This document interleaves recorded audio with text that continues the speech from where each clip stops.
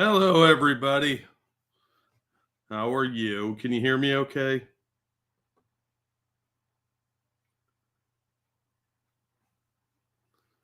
All right. Let's see here. That's better.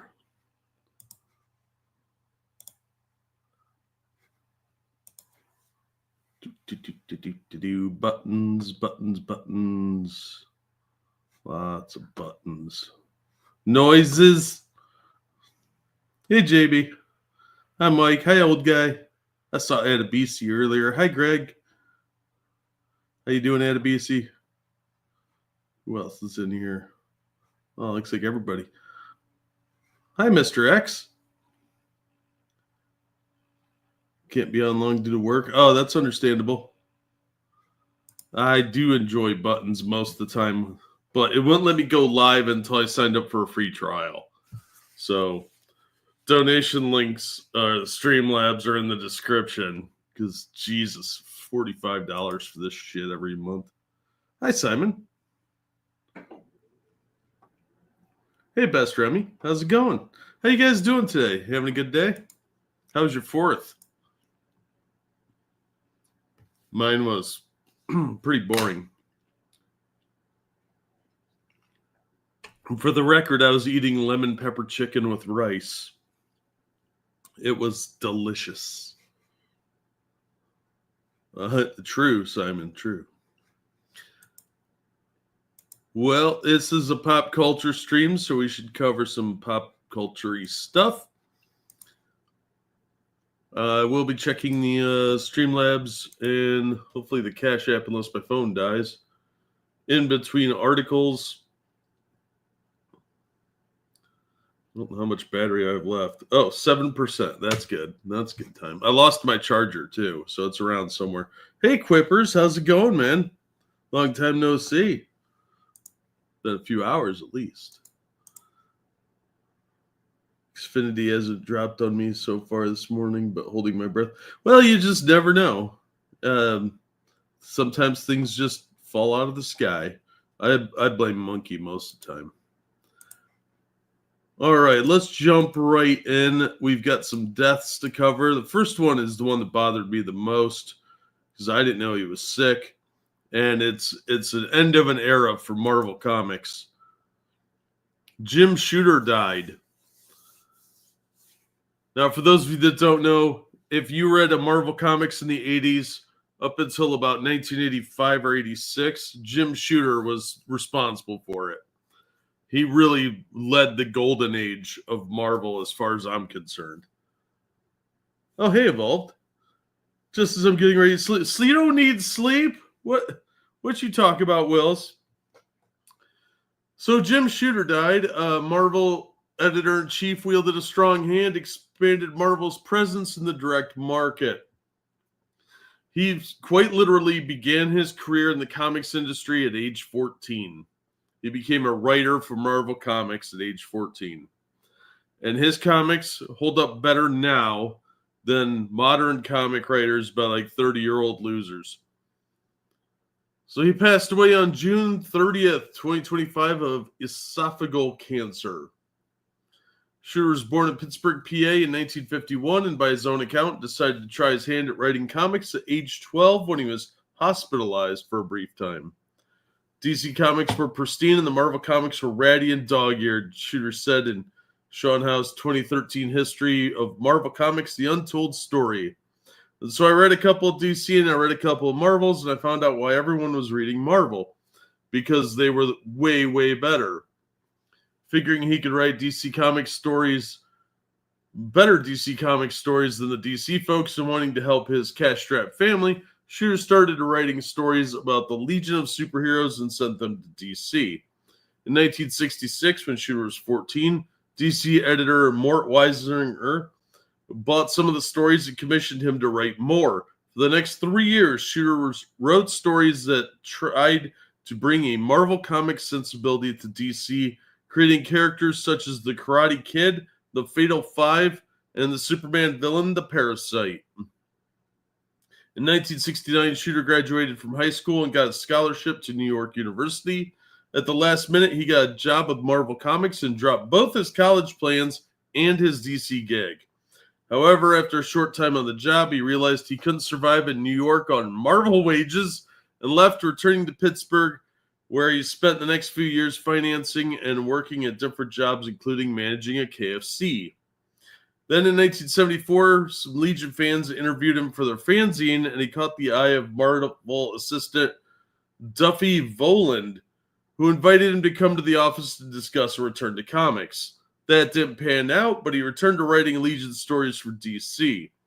In December 75, Marvel editor Marv Wolfman offered him a job. Marv Wolfman was a pretty good editor and writer. Shooter started in January 76. At the time, Marvel's editorial department was in disarray, and Wolfman wanted Shooter to be a pre-proofreader, going over stories to catch errors before they went to the artist. Oh, those were the days when they actually used editors for what they're supposed to be. The top echelon at Marvel was a revolving door at the time, and in January 78, Shooter moved up to editor-in-chief. Like a lot of jobs, apparently you just had to hang around long enough and you'd be in charge. Stan Lee moved to Los Angeles to oversee Marvel's media projects during Shooter's tenure, leaving him with more freedom than his predecessors. Shooter got the comics back on schedule, brought in new creators, and developed new storylines. And it's because of him we had things like Secret Wars, the New Universe, which, although largely is considered a failure, it did give everybody that read them a chance to experience things for the first time that people in the 60s got to see. You know, people developing their powers, learning how to deal with them. There was a lot there in the first year that Shooter really had great ideas on that got kind of pooped all over after they fired him. As editor-in-chief, he oversaw Chris Claremont and John Byrne's Uncanny X-Men run, which had begun in 75, as well as Frank Miller's Daredevil and Walt Simonson's Thor. And he ushered in the era of company-wide crossovers such as Secret Wars. He also tightened control over the comics and made changes that did not sit well with the editorial staff. Yeah, he made continuity a much stronger thing, too. So if the Hulk was showing up over in a Spider-Man book, it would be referenced in all the other books that Hulk appeared in. Like, these events take place after the Spider-Man appearance or whatever. Shortly after becoming editor-in-chief, Shooter noticed a small allotment of comics was going to something called Seagate Distribution and asked Ed Shunkin, the director of circulation, what that was. At the time, Phil Seuling's Seagate was the only direct market distributor. Ed got up and closed the door and he said, "Look, we're selling comics to this guy, Phil Seuling, and he's distributing to comic shops." Shooter recalled at the 2023 ICB2 Insider Talks. Then there's a link. He said, "Don't tell anyone." The exclusive deal was illegal, so Marvel broadened it. "We decided to publish trade terms and open up to anyone who could meet the minimums," Shooter said. "Overnight, we had 18 distributors." That was a key moment in the development of the direct market. Shooter also oversaw the publication of Dazzler #1, the first comic to be sold only in comic shops, selling 428,000 copies. For those of you that don't know, modern comics, if they sell 50,000, it's considered a major hit. I mean, Batman regularly sells around that. Hey, Viking, how you doing, man? Oh, yeah. Well, you know, oversleeping's okay. Shooter also got royalties for creators for the first time at Marvel. In 1978, changes in copyright law led Marvel's lawyers to formalize their contracts with freelancers. They ended up with previous practice of stamping the contract on the back of paychecks, so the creators would have to sign the contract in order to cash the check, and distributed work-for-hire contracts that gave Marvel all rights to the work in perpetuity. A few years later, though, realizing that Marvel now had to compete for top talent, Shooter decided creators should get more royalties.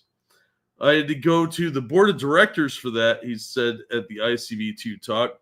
"Stan Lee came with me. I was pitching that he was saying he's right, but we got it done. Sales skyrocketed and creators stayed on board longer. leading to longer runs of successful titles, including the X-Men. Under Shooter, Marvel began returning original art to the creators, and in '82, he started the Epic imprint for creator-owned material. Epic was a mixed bag. It had some great ideas and some decent material, but it largely kind of petered out because a lot of the stuff just wasn't appealing to mainstream audiences, and it was usually more found at the comic shops and a couple of bookstores. It wasn't something you'd find every day, and it was tending to be more adult oriented. Although he had brought order to the editorial department and overseen a string of successful series that would become iconic in later years, Shooter also wielded a strong editorial hand, which creators often resented. Yeah, creators always resent that because they want to do whatever the hell they want to the characters, and you can't do that when your entire property and money runs on the fact that these characters need to exist from month to month. So you can't go around making permanent changes, and that made a lot of people like John Byrne and some of the others really mad. In April '87, Marvel fired him. Shooter then teamed up with lawyer and businessman Steve Mazarski and a group of investors to purchase Marvel. When that bid failed, Shooter and Mazarski founded Voyager Communications and launched Valiant Comics, starting with licensed titles and superheroes based on Gold Key characters, including Magnus Robot Fighter and Solar Man of the Atom. He brought Marvel creators, including Barry Windsor Smith, to the company, who did a lot of Conan work, for those that don't know. But 5 years later, in '92, he was asked to leave. Valiant gave us things like mail-away coupons for free comics. You collected one from each title and sent those 5 or whatever coupons in, and you got a free comic book. They also created number 0 comics. Valiant was purchased by Acclaim in 1994, and Shooter returned in 1999 to write a miniseries during a brief attempt to revive the Valiant name, because it tanked after he left. As usual, they brought in people that were way less qualified and organized, and controlling, but the quality of the books slipped dramatically. When Valiant again made a return to the market in 2008, he wrote a few more stories for them. After Valiant, Shooter founded 2 more publications, Defiant Comics and Broadway Comics, neither of which were successful. Both had some really good ideas, but were poorly marketed. He became creative director and editor-in-chief of the Custom Comics Illustrated Media in 2003, and continued to work there in various capacities for 20 years. In 2007, Shooter returned to Legion of Superheroes with issue 37 and wrote 12 issues of the comics, ending his run just before it was canceled. In 2009, he oversaw a miniseries of Gold Key superheroes for Dark Horse Comics.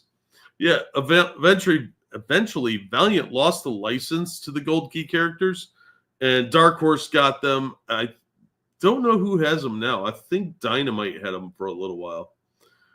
We are deeply saddened to hear Jim Shooter, former editor-in-chief, has passed away. Marvel said on its official X account, Jim redefined the comic industry, and we will reflect on his undeniable legacy in the coming days. Our hearts are with his loved ones and many creators and fans who were touched by his work. Like I said, he oversaw some of the greatest comic storylines in Marvel history, and he gets almost no credit because he was not well liked. So Jim Shooter, no longer with us. The man that really gave us the Marvel legacy that so many of us have such a fondness for, that were accessible to pretty much all ages, and had some of the best storylines in Marvel history. And when he left, it was noticeable, especially around '95 when everything started to really collapse. The lack of editorial oversight was so blatantly obvious. So a man that should have been put in charge of Marvel again instead of C.B. Cebulski. But he was such a hated figure because he actually told people no. And look at what we get now. A bunch of nonsense. Oh, thank you, JB. Just watched another really good samurai film. It's called Love and Honor, made in 2006. Story follows a samurai whose job it is to taste food for his lord, There's a short-term job. Checking for poison. One day, however, he gets blinded in a freak accident doing his duty. Oh, wow. Like he didn't have a bad enough day. Well, that sucks. That sounds like a good movie.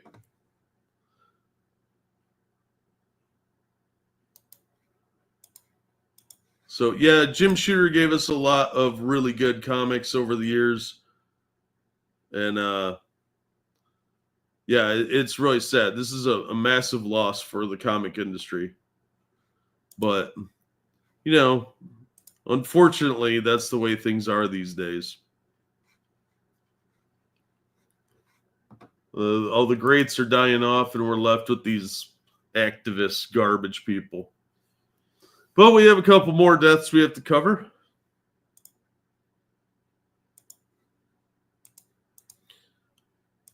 Julian McMahon died. He was in Nip Tuck for, I believe, all 6 seasons. And he played Dr. Doom in that Fantastic Four movie that had Chris Evans in it. He was only 56.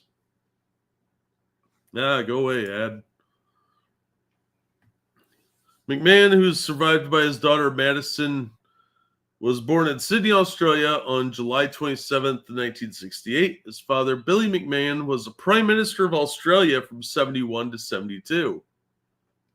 Starting his career as a model, McMahon transitioned to acting with a lead role in a short-lived 1989 Australian daytime soap opera, The Power, the Passion. He segued to another Aussie soap, the long-running Home and Away, where he appeared from 90 to 91 before making his feature acting debut as a lead opposite Elliot Gould in the 1992 Australian-American movie Wet Wild Summer. McMahon then moved to Hollywood and started off his American career the way he did his Australian one, with a role in daytime soaps, in this case, Another World, in 1993. McMahon transitioned to the primetime series as a regular on the network's crime drama Profiler for its 4-season run. He then went on to join WB's popular supernatural drama Charmed for 3 seasons, starring as the demonic Cole Turner. Julian McMahon was magic, that smile, that laugh, that talent, that presence. McMahon's charmed co-star Alyssa Milano said, who played his wife Phoebe, Julian was more than my husband. He was a dear friend. Losing him feels unreal, too soon, too unfair. Rest, my friend. I'll carry your laugh with me. Forever Cole, forever Julian. Next up, McMahon landed his first series lead where he and Dylan Walsh headlined Ryan Murphy's hip plastic surgery drama Nip Tuck, which ran on FX for 6 seasons and earned him a Golden Globe nomination for playing the handsome, charming, and promiscuous Dr. Christian Troy. I knew a chick that was obsessed with that show. Wasn't my thing. I understood why a lot of people liked it, but it was kind of soap opera-y for me. It was kind of gross, too. I'm stunned, Walsh told Deadline. We rode this wave together, and I loved him. My heart goes out to Kelly and Maddie. Jules, I know you'd want me to say something to make you smile. All the inside jokes, all those years you had my back, and my God, we laughed. My heart's with you. Rest in peace. Then he was on FBI Most Wanted for 3 seasons before suddenly exiting in 2022. What shocking news, FBI franchise mega billionaire Dick Wolf said in a statement to Deadline. Dick Wolf created the Law & Order franchises, for those that don't know. All of us at Wolf Entertainment are deeply saddened by Julian's passing, and our condolences go out to his entire family.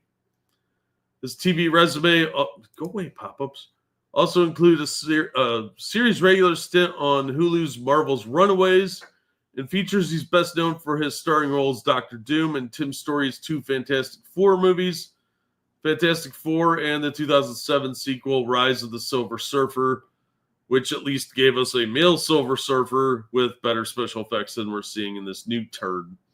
McMahon's film credits also include Premonition, Red, Paranoia, You're Not You, Swinging Safari, and most recently, The Surfer with Nicolas Cage, which premiered at the midnight screening section of the Cannes Film Festival Festival and the Supremes at Earl's All You Can Eat.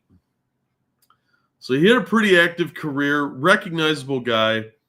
It's a real shame because he died real suddenly. At least that's the way it looks. You never really know. Hey, Tim, how you doing? COVID. They don't really say. It could have been a lot of things. I never trust anything when they talk about these big media personalities because they tend to lie about what really happened to them. And they'll say something that, somebody with a history of like severe drugs, addictions and things like that. And they're always like, oh, he had a heart attack. Yeah, caused by massive amounts and years of cocaine. So yeah, it's but on to the next one, another tragic death. Very talented man, Michael Madsen of Reservoir Dogs, dies at 67. He was in the Kill Bill films, Hateful Eight, Once Upon a Time in Hollywood, all with Quentin Tarantino. He's been in a ton of stuff. He died Thursday. He was 67. That's not that long ago. This is from July 3rd. Madsen was found unresponsive by deputies responding to a 911 call at his Malibu home. He was pronounced dead at 8:25 a.m. Los Angeles County Sheriff's Department spokesman told The Hollywood Reporter. Liz Rodriguez's rep at EMR Media Entertainment told The Hollywood Reporter, "We understand Michael had a cardiac arrest." He was in pretty tough shape to begin with. He led a pretty rough lifestyle. Madsen's official bio notes that he balanced intensity with introspection, whether delivering chilling dialogue or quietly capturing a moment behind the camera. His commitment to storytelling remained constant. He brought both edge and soul to every role. His enduring influence on American cinema is undeniable. So here's some of his films. War Games, 1983, which when we got HBO in the 80s as a free trial, War Games was one of like two movies that was always on. The Natural, The Doors, Thelma and Louise, Free Willy, Species, which is an underrated film if you ask me, Mulholland Falls, good movie, Donnie Brasco, Die Another Day, Sin City, which I like quite a bit, and Scary Movie 4. He has 346 acting credits on IMDb. In a career that began in the 80s. Now, a lot of successful actors that you know probably only have about 60. That seems to be about the average, is 60 to 70 credits for a very successful career. You get somebody that works at like Hallmark Channel, they might have 150. So having 346 acting credits, that's a working actor. That's like Clint Howard levels of acting. Somebody that will show up on any, like Samuel L. Jackson. Here's a script, show up on Thursday, no interviews needed, just show up. And you're getting paid in lunch meat or, a couple $100. Real working actors, put the time in. Fame is a two-edged sword, he told the Hollywood Reporter Scott Roxborough in 2018. There are a lot of blessings, but also a lot of heavy things that come with it. I think it has a lot to do with the characters I've played. I think I've been more believable than I should have been. I think people really fear me. They see me and go, holy shit, there's that guy. But I'm not that guy. I'm just an actor. I'm a father. I've got 7 children. No wonder you work so much. I'm married. I've been married for 20 years. When I'm not making a movie, I'm home in pajamas watching The Rifleman on TV.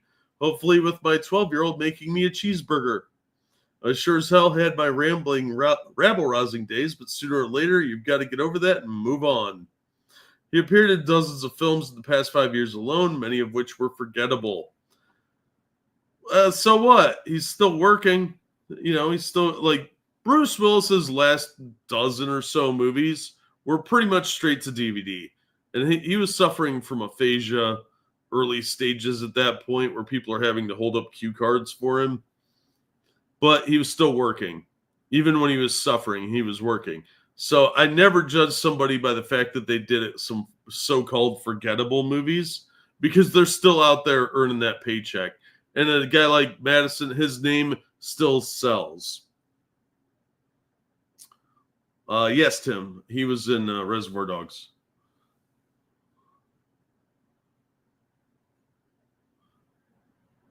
Michael was one of the great American actors. His friend and lawyer Perry Wander said in a statement, his on-screen presence was macho, but he was a very sweet, sensitive man who wrote incredible poetry and had it published in a number of books.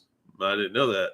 He's my dearest friend and client for the past 20 years, and I'll miss him. I'm so sad. I know his soul's at peace. One of the three kids, Madison was born in Chicago in September 1957. His father, Calvin, was a firefighter with the Chicago FD, and his mother, Elaine, was an author turned filmmaker who won an Emmy in 1983 for producing the documentary Better Than It Has to Be, about the history of movie making in the Windy City. His parents divorced when he was 11. He was inspired by the film Heaven Knows Mr. Allison with Robert Mitchum. Yeah, so he did a bunch of Tarantino movies. That really kind of popped him up on the radar of a lot of people. He declined the role of Vincent Vega in Pulp Fiction, which went to John Travolta, and that revived Travolta's career and got him an Oscar nomination, because he was already committed to playing Virgil Earp in Wyatt Earp, which was the Kevin Costner version, which actually isn't a bad movie. It's very underrated. A lot of people haven't seen it. He was in Kill Bill, where he played Bud, codenamed Sidewinder, Target of the Bride. So, yeah, he's one of those guys that you just saw a lot of, but he was also somebody with a massive reputation for being quite a character.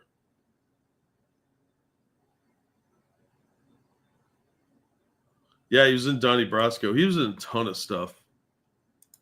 So if you want to read the rest of that, there's the link.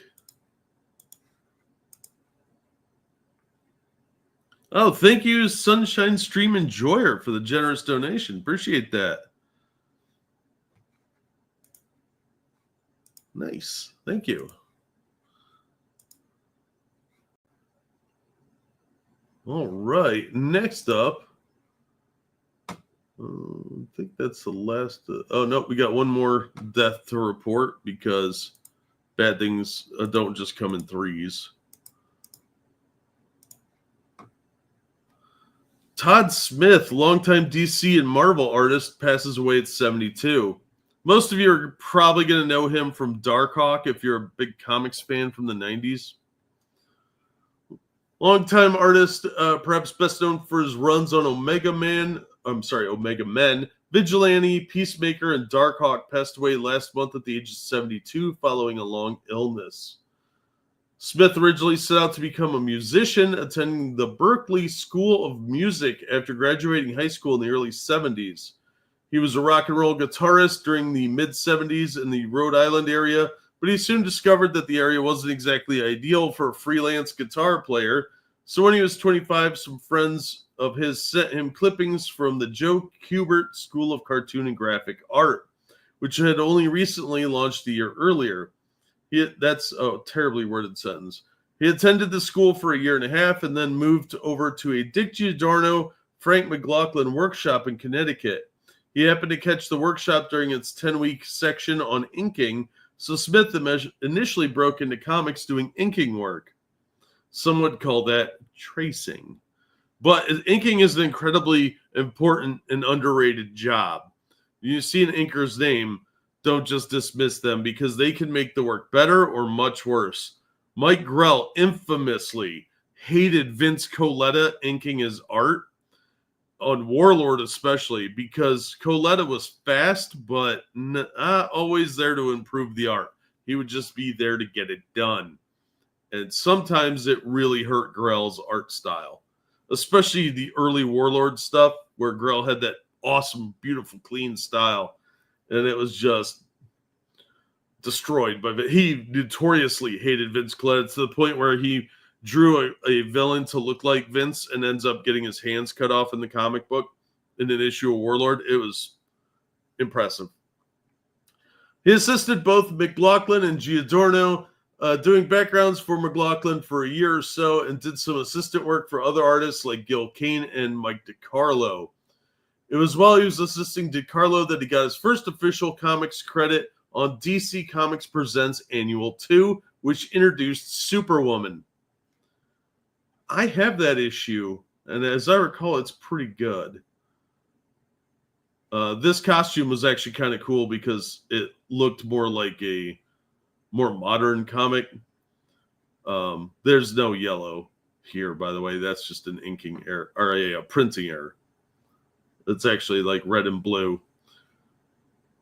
Around the time he started getting regular work in DC's Special Projects division, specifically inking the Masters of the Universe mini comics that were included with the action figures in the He-Man toy line.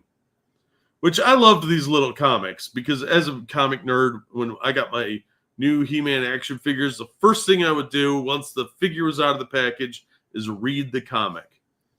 And some of them were pretty fun. They're short, but they're a lot of fun. And it was a great add-on. Yeah, see there, inks Todd Smith. Mark Texeria did a lot of pencils for these, and a lot of people forget about this when they talk about Texeria's art. But the way they drew Skeletor in some of these was great. That's when Smith's biggest break took place. Keith Giffen, who had launched the Omega Men ongoing series featuring characters that Marv Wolfman and Joe Staton had created during Wolfman's Green Lantern run. I hated the Omega Men.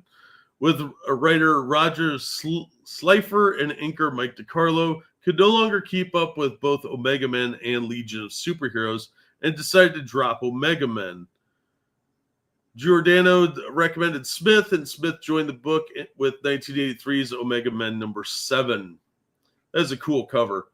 I was never a fan of the Omega Men. They always came off as like a 70s drug-induced leftover. You had like the Eternals at Marvel and the New Gods at DC, and the Omega Men were like the bastard children of the New Gods as far as like quality went. And I was just never a fan of those. They were trying way too hard. He worked on the book for the next year and a half, finishing out his run in the end of 1984 with Omega Men 23.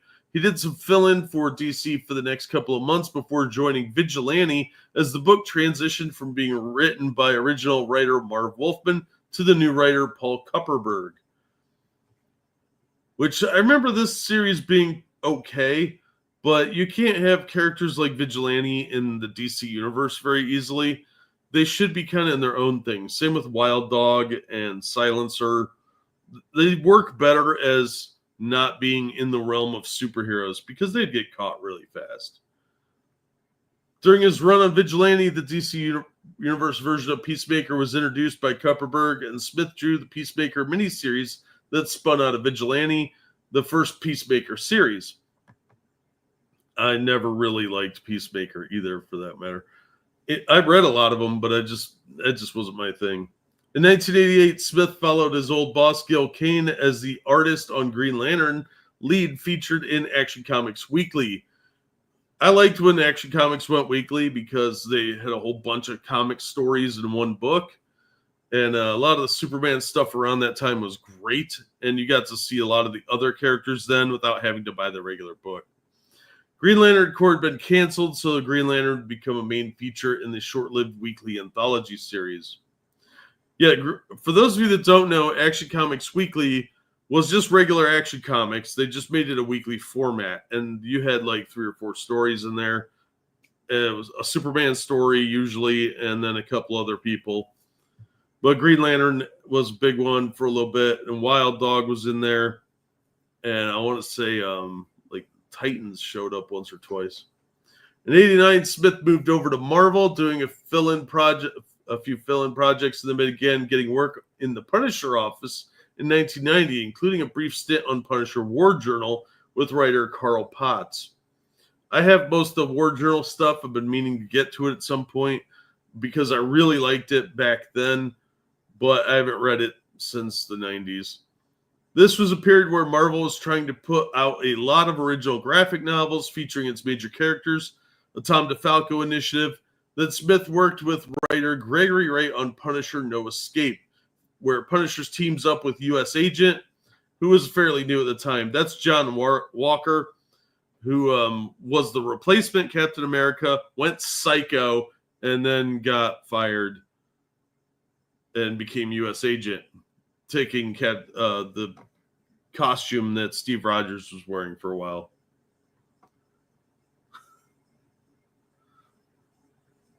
In 1991, Smith launched the Green Hornet series at Now Publishing with writer Chuck Dixon. If you haven't read the Now comics, they were great. I loved Now comics. It was almost all, I think it was all licensed characters. And they had everything from like Ralph Snart Adventures, Green Hornet, Terminator, Fright Night, lots of books.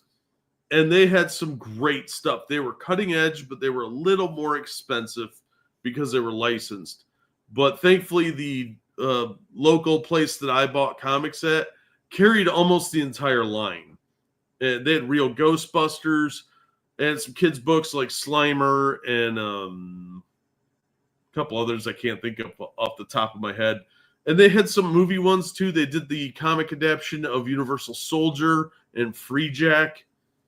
So there was a lot of comics from that line. They just became too many books at one time, and they were all licensed, so you constantly have to pay for that licensing fee. But they had some great works, and like it says, Chuck Dixon, you can see the art here is way better than what they're doing nowadays. Smith left the series in 92. He had never stopped doing short assignments for Marvel, even while he was working on Green Hornet, but now he's doing more regular work at Marvel, working for backups in the Spider-Man office for Danny Fingeroth, and penciling two notable issues of What If, written by Kurt Busiek. X-Men themed What If circa 1983 were always going to get a lot of attention. What If Cable had destroyed the X-Men? That's a good issue. Smith then got his biggest assignment during this period of his career from Marvel, picking up the regular penciling duties on Darkhawk, written by Danny Fingeroth, after Mike Manley left the book to take over Batman at DC. I liked Darkhawk quite a bit. I'm sure it's not as good if I look back at it now. But then again, a lot of stuff has held up better that was considered mediocre at the time is better written than most of what's out there now. Smith penciled the rest of the run, which finished in 1995 with Darkhawk number 50. Luckily, there was still plenty of Spider-Man work around throughout 95, and Smith did various one-shots and backups in the Spider-Man office throughout 95. His last regular Marvel work was drawing a Power Rangers spin-off series. Yeah, Marvel did a couple of miniseries of Mighty Morphin Power Rangers, which people forget about. Like, there's even a VR Troopers flip book in here. These weren't that popular. Like, a lot of licensed stuff, they don't last very long. So, like, the Power Rangers stuff, I think, was 3 issues each. Marvel had an entire line of licensed books called Star Comics that were like Heathcliff, Visionaries, which I think only lasted 5 issues, Air Raiders, that was 4, Masters of the Universe, I think lasted the longest at 13. No, Alf lasted the longest, but that even had an Evolutionary War crossover, believe it or not. But Masters of the Universe was one of the longer ones with like 13 issues. Smith drew a few stories for Claypool's Elvira comic in 97 and 98, but then got the opportunity to succeed his old Joe Kubert school classmate Thomas Yates as the penciler on the Zorro newspaper strip, Yates remaining on as anchor with writer Don McGregor. Now, when you hear Zorro, and if you read a comic book about Zorro, it was likely written by Don McGregor.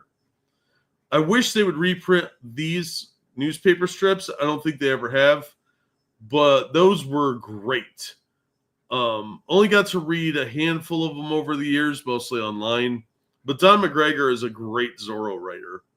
He even did a book for American mythology not that long ago. Smith had been a longtime Zorro fan, talking about the character in interviews as early as 84, so this was obviously a big deal for him. The strip was canceled in 2001. Smith did some work for Archie and Claypool, more Elvira. Claypool only really did Elvira. in the early 2000s, plus some other freelance artwork for less mainstream companies. In 2009, he was part of Archie's Bold New Look series of stories with comics drawn differently than Archie's house style. Those were a really big hit. Quite honestly, they drew in a lot of new readers, and now they're going back to the old way of doing things and haven't been as successful. So yeah, he was largely a freelance kind of guy, but still very influential. Did a lot of really good books. I mean, look at that art. That's fun. I miss these little insert books. The new figures have these, by the way, and I think that's fantastic. If you've got kids that are playing with toys and you're not getting them the Origins figures, I'm sad for you. Sad for them. So another great loss, Todd Smith. I missed comics by about a decade. It happens. Yeah, X-Men, the 97 X-Men was great. That was a really good show. Power Rangers versus Godzilla is still one of the better modern comics I've read in a while. Yeah, that was fun. The Teenage Mutant Ninja Turtle one they did was really good too. TMNT and the Power Rangers, they did 2 miniseries. Read the first one. I've got the second one. I just haven't gotten to it yet. There's a lot of comics. I just read the first issue of Justice League versus Godzilla and King Kong, round 2, and it was pretty good actually. The first miniseries, just skip the first issue and read the other one. I also read Godzilla versus the Avengers. That was trash. Don't waste your money. The art wasn't bad, but the story was. The idea was good, but the execution and the dialogue was horrific. So I'm a little rambly today. Archie comics. I had a bunch of Archie too, mostly like Jughead. When they relaunched a bunch of the numbering for the books, they did like a new Jughead book and new Archies and stuff like that. I read those when I was a kid. The Jughead ones were pretty good, but I never really got into Archie. I think every comic nerd had some Archie. They just sort of showed up in your collections because you'd go to garage sales or whatever in the 80s and buy a big stack of comics for like a quarter a piece, and you'd end up with all sorts of stuff. My dad had an entire closet full of old comics. Yeah, you should probably check into that. The 80s seemed like a fun time to be alive. Technically, I'm a 90s kid. Technically, I'm 70s and 80s kid, but I never really grew up, so I'm probably a 90s and 2000s kid in some regards. The 80s was great. There was a lot of great entertainment at the time. Straight to video slasher films, 80s comics. There was just a lot of really cool stuff out there. You could go rent video games cheap. So if you had a video game system, which, was very expensive at the time.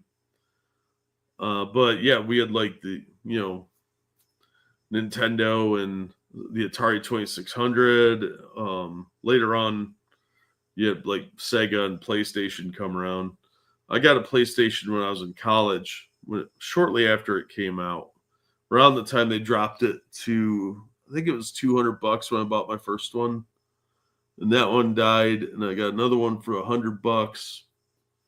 But I loved the PlayStation. The PS1 was so awesome. I had a ton of games for that, which I sold most of during poverty times.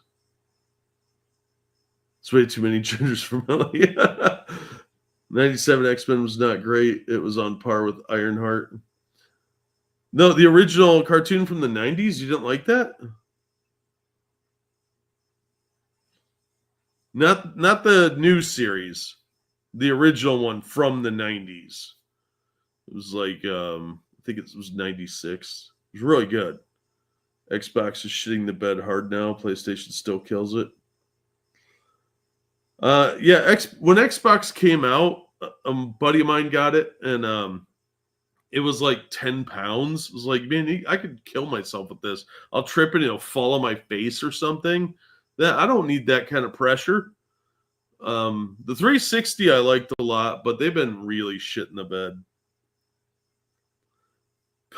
Poverty times are never over, dude. They just come in little waves now. We still haven't finished the probate on my parents' estate.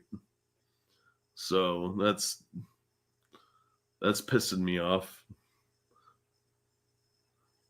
The new 90s X-Men was beyond great. I haven't seen it, but I'm not inspired to from what I've heard about it. PlayStation was late 90s. Yeah, it was I was in college, so that'd have been like 97, 98, somewhere in there. But there were some really good games for that. I never really got into, like, we had video game systems, but we never had that many games. We had the Atari 2600, and we had a ton of games for that, but I was pretty young, and I never got to play it that much. You know, you can only play for like half an hour. And my brother played it more than anyone else. And he actually beat some games. He beat Demon Attack and something else. And he had entered some contest. And that was really cool. But I never played that much. We ended up with a lot of games because once that started to phase out and like the 5200, I think it was, came in, everybody was selling their the 2600 games at garage sales. So we bought a bunch of them that way. And we were playing that thing well up until I was in high school. And we didn't get an NES until I think I was a senior in high school. So, and that was late stage of that because the Super Nintendo came out a few years later. And Sega was the big thing by then. So we never got any games for it. We only had like 3 or 4 games. So we had to rent games if we wanted to play them.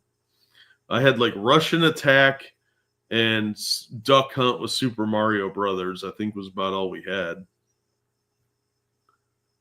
I've broken Atari Plus games in my closet. I have 2 Atari 2600s, one of which is in the original box. It's been opened, but played with like 3 times. It's got the paddles, the controllers, and everything. And I was going to hook it up to play, and I found out they released one of those compilation ones with like 100 games on it. So I just went and bought that because it had way more games than what I own. We have like 40 games for it still floating around here somewhere.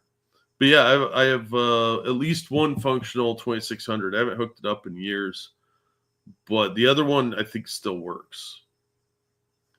The Sears brand Atari 2600. That's awesome. Sears was a great store back in the day. To a theory of you, the most horrifying film to hit screens. He's a homicidal maniac who finds Cub Scouts and he hacks them up 2 or 3 in every scene. Well, it wouldn't surprise me if that came out. Sega's still around. They just make games now. That's what I've heard. Don't really play video games anymore. I don't have the good enough computer to do it, and I don't really have the time or the motivation. And the systems are way too expensive. There's some cool looking games out there, but I just don't have the money. Sears catalog every Christmas was awesome. Yeah, Sears and Penny's catalog is how we got to pick our Christmas presents. And that was always a good time. Speaking of people that like a good time, preferably with younger people, James Gunn has some controversy in India, sparking backlash and boycott calls. This is from Cosmic Book News, talking about the latest controversy. Look, I don't like James Gunn. I think he's a weirdo who hangs out with degenerates. But this is stupid. Wait till you hear this. Facing backlash in India ahead of his Superman movie, his comments from a recent interview sparked outrage online, because that's how you know it's a real outrage, with some fans calling for a boycott. While promoting Superman, Gunn was asked how he deals with criticism on social media. He explained that he usually tunes out negativity, but occasionally gets bothered by odd remarks. Gunn said, "I think I might be upset about something a 12-year-old in India is saying," before adding that he reminds himself to let it go. That's it. That's what he said. That some kid in India may upset him with something they say. Probably pointing out those old pervy tweets he used to put out. The comments spread quickly on social media, especially in India, as reported by India's Financial Express, which is a tabloid, by the way, where some accused Gunn of being dismissive and racist. Grow up.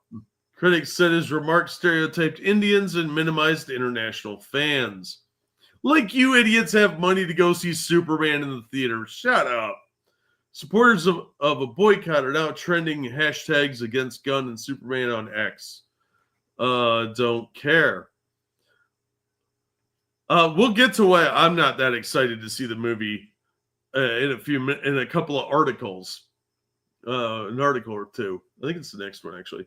India fans expressed frustration, calling Gunn's comments disrespectful. Get a thicker hide, you pussies.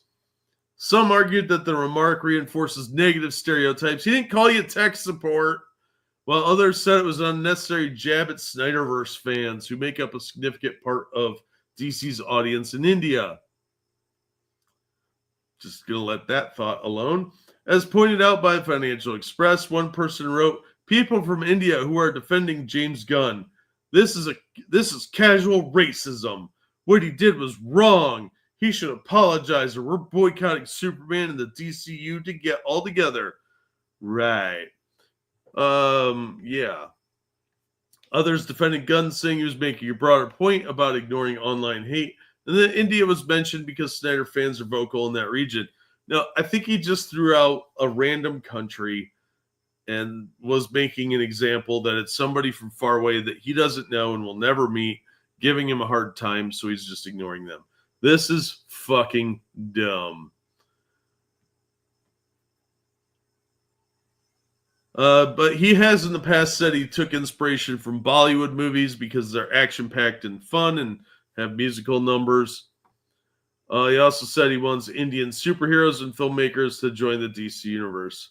Yeah, both of them. Fuck off. Nobody cares. Stop trying to suck everybody's dick, you PC bullshit jackass. Living in Holly pervert land. Superman out with Cavill will suck. It could be good, but I'm not that hopeful because I don't trust this clown and I don't trust modern movie makers in general. They can cry all they want. It's not going to affect the movie. Yeah, you're not gaining anything. You're just whining. Look, you can complain about whatever you want, but to boycott a movie over some random stupid comment like that, he seriously didn't say anything that offensive. It was just like some random kid in this country might say something that offends me, and I'll just be like, I'll let it go. He's got bigger controversies than that to worry about. So let's talk about his brother, Sean. Because a few things have come out recently about the messaging of this movie, Superman. Superman actor suggests Trump supporters are not American. Superman actor Sean Gunn, brother of the director, doubled down on his brother's political messaging behind the upcoming blockbuster by seemingly suggesting that Trump supporters and all those opposed to mass immigration are not American.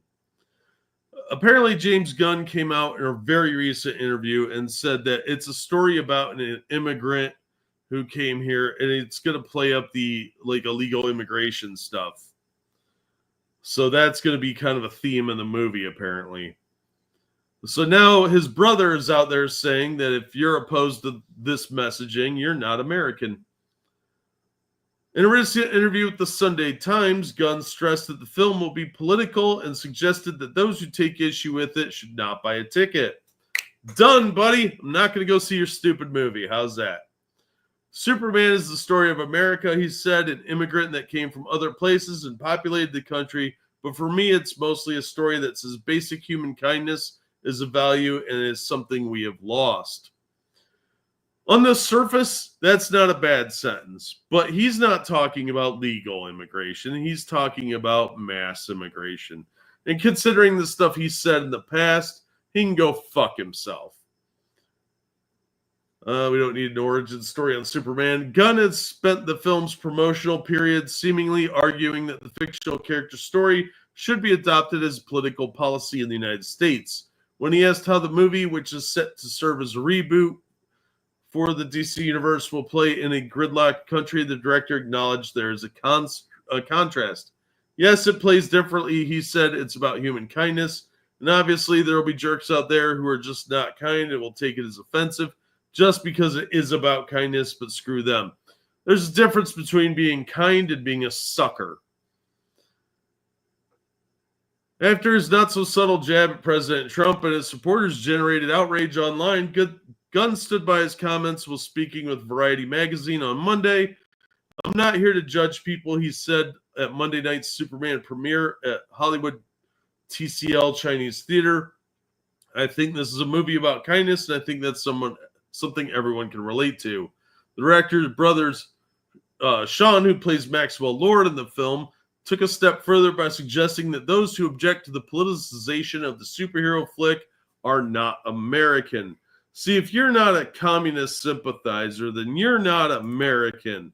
What's more American than letting in a bunch of unvetted criminals and getting your friends raped and murdered by these parasites that are leeching off your system? What's more American than that? I mean, seriously, guys. And, I mean, these are our moral superiors. They know better than us. They are better people. Just ask them. Because it's not like they have any skeletons in their closet. They are just the most moral people on the earth. And you are just some schmuck going to work every day, trying to make a living. No, you're just not a real American. You're just a heartless, evil MAGA supporter who is probably smells like poop, and nobody loves you, and you hate communism, or I mean freedom and democracy, and no, it's just, I mean, why would you think these people are bad people? I mean, it's not like they've ever done anything or said anything that would be morally questionable. No, these are our sophisticated betters. These are the people that we should listen to about such hot button topics, because they're from Hollywood, and that's not a hotbed of disturbing degeneracy at all. No, they're better than us. They're always better than you. Just remember that.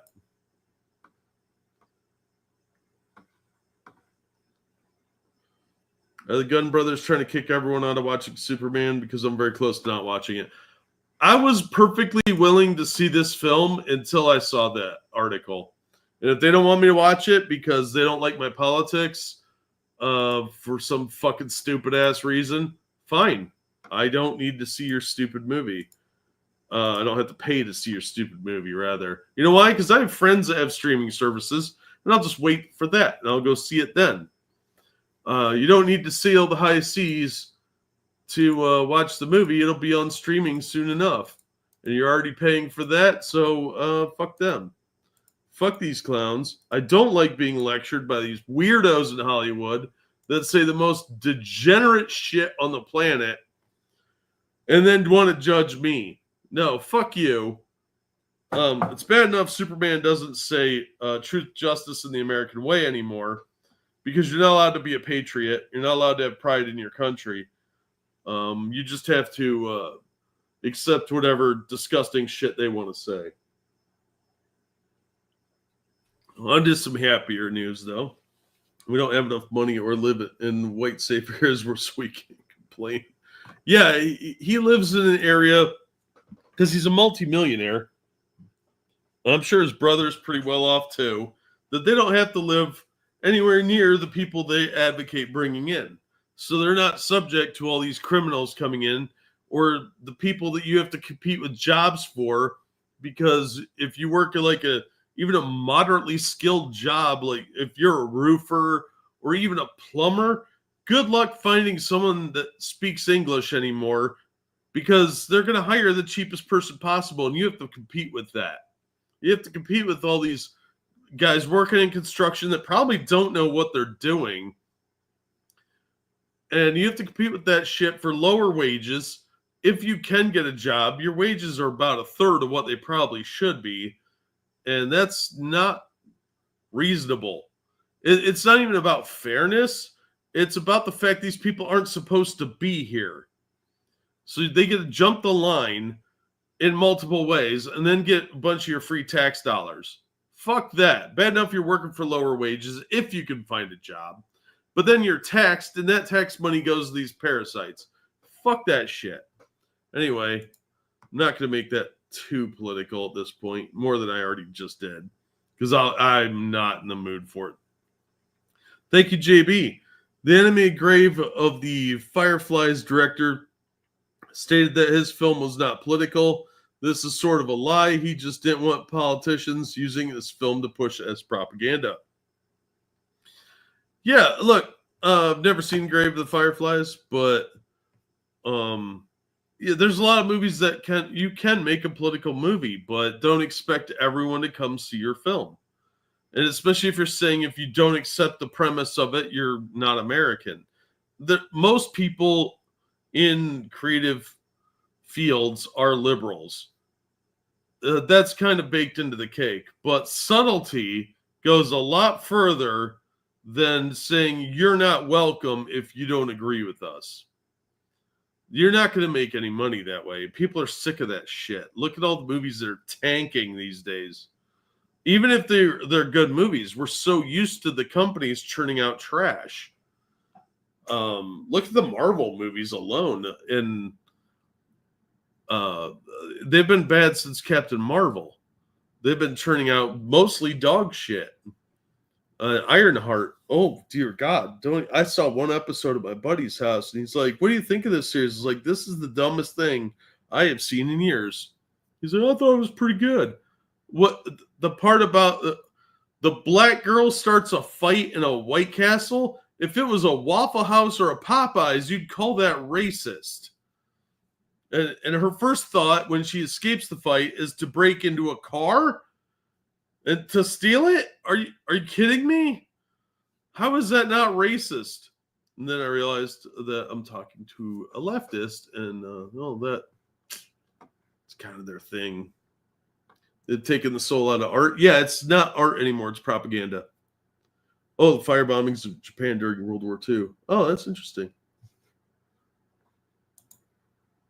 Thank you, JB. I'll check that movie out. Thunderbolts was sort of okay, better than anything recently. We deserve better than okay, though. And my problem with Marvel movies, not only is there ham-fisted political messaging, but there's almost no tension anymore. You can't have any build-up. They got to start cracking jokes every time there's a hint of tension. And that drives me nuts because it's like that nervous guy at your work that like, oh, I'm about to get yelled at. Hey, you want to hear some jokes? No, this is not the time for that. You don't have to do that every time. One or two quips during the movie is perfectly acceptable. You can make jokes in the movie, but not every time there's even minor tension buildup. I haven't seen Thunderbolts, but that's why I avoided it. It looked like it was like another jokey Marvel movie. Jokes. And after Marvel or Thor: Love and Thunder, I couldn't fucking do it. Tiki Watiki cannot handle stress in any regard because every time there was a whiff of tension, silly joke time. Like, no. Oh, yeah, I'm fine with dark films. Ironheart was good in the 3 episodes at a time because zero chance I'll watch it for 6 weeks. That's a good point. No, I'm sorry. I missed that, Simon. Superman was an illegal immigrant, but he became an American. Yeah. Most immigrants can go home. They just don't want to. Well, Superman can't because his planet blew up. Yeah, that is a good point, too. Superman was the embodiment of what immigrants are supposed to be. Somebody that comes here, sees how great it is to have freedom. They learn the language, they adapt, and they cherish what we have, and they fight for it.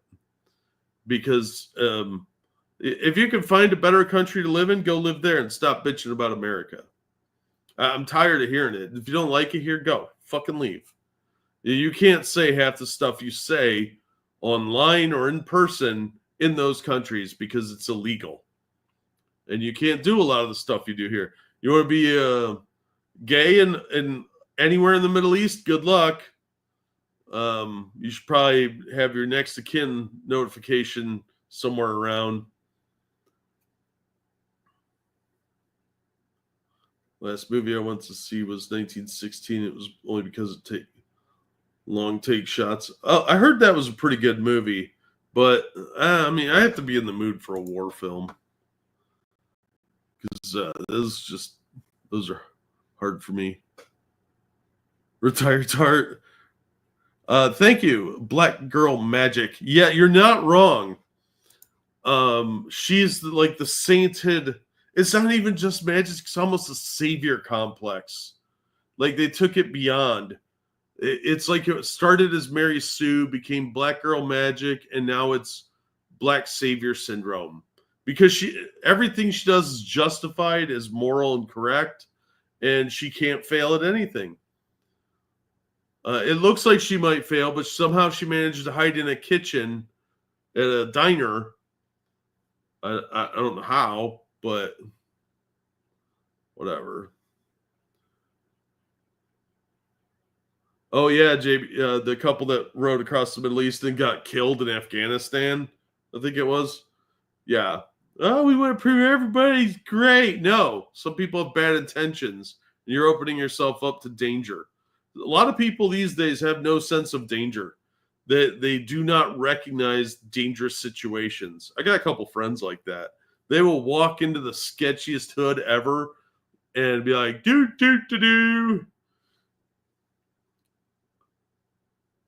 I just don't like the obsession with the flag in the military. Oh, that's understandable. Yeah. There was a great line. I like this movie overall of Aliens versus Predator Requiem. A lot of people didn't like it. Way better than the first movie where you could see the floppy shoes on the Predator. But there was a great line in there where the girl says, the government won't lie to us. And I laughed so hard in the theater. And it was like me and my brother were laughing and no one else was. But yeah, jingoistic flag waving, there's a time and a place for that shit. It's the 4th of July. That's it.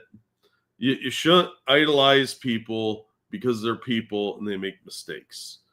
You have to recognize that they are flawed like everyone else.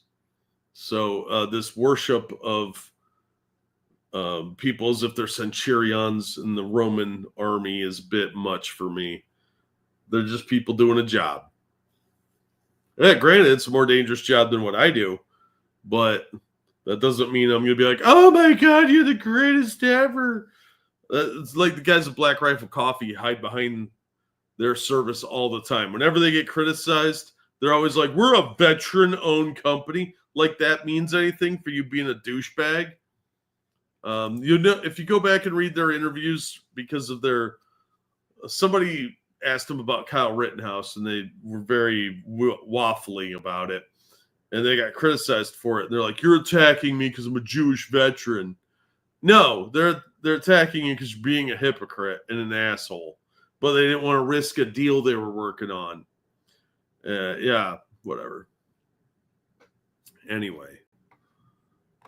It's like the dodo losing fear because they had no fear for too long. Yeah, it doesn't make you courageous. It makes you a victim. Exactly. I'm not a coffee drinker, so I can't protest Black Rifle. But I could tell that story over and over again because I think they're douchebags. And I think they're thin-skinned pussies. Or a movie I really like is Darkest Hour, especially the speech at the end. I haven't seen that one either. Cops and vets, thanks, I guess, but you volunteered and don't get a Dindu pass. Yeah, exactly. Like, you can have a job that's very dangerous. Crab fisherman. I respect that you're going out and doing a tough job. I don't give a fuck about you beyond that. I don't know you. Just because you have a dangerous job doesn't mean I should worship you. You need to be held to the same standard as everyone else.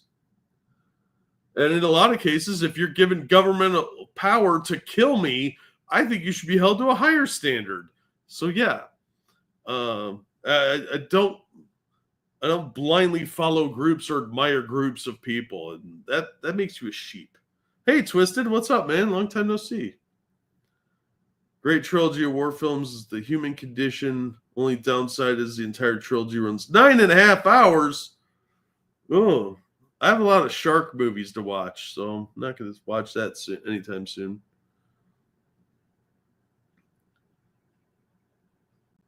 Yeah, Tim. It was stupid to expect them to fund him or outright blindly support him, but the response to it was such a pussy level response. They should have just been like, look, we're not interested in supporting or denouncing anyone. We're going to let the system play out. That's how you handle that situation. You don't go and badmouth all the people that are trying to, who support you and this other person. You've got to play it diplomatically, or you look like an asshole and it lets your true colors shine. You could be a complete asshole, but you don't have to announce it to everyone. The photo of Nancy Pelosi with the tiny flag with the text, "When you force a vampire to hold a cross," is pretty funny. Oh, that's a classic. I have a thing for samurai films. Oh, man. I've been meaning to watch Yojimbo again because I love that movie. Pretty much anything with Kurosawa, I liked a lot of. There was one The Quiet Duel was really good. I haven't seen a samurai film in a while. I inherited my brother's movie collection, and he has a lot of martial arts films and samurai films, like the good stuff. So I'm gonna hopefully watch some of those. Yeah, because he had a huge collection of like Jackie Chan and Jet Li and Donnie Yen, even Sammo Hung. A lot of good movies. Grew up watching a lot of that stuff on Chopsaki Theater. That was the name of the show. Don't give me shit. Tetsuo Nakadai and Toshiro Mifune. Mifune's great. A lot of people only know like Sonny Chiba, and he's a poor man's Mifune. It's about Churchill and dealing with the start of World War II. So there's the evacuation of France. So people calling for peace with the Germans. Ends with "We shall fight them on the beaches." Oh, that's a great speech. Chamberlain tried real hard to get the peace in our time. That's what everybody wanted because they were still tired from the First War. But there was no stopping Hitler unless there was a war. Lone Wolf and Cub. Oh, I love those movies. Sonny Chiba. I got to look into more. He's done some really good movies, but he's a poor man's Mifune. He's done some good films. Don't get me wrong. Some fun films, but they're not always good movies. Bunny ears. Good movies. They're fun. They're not good.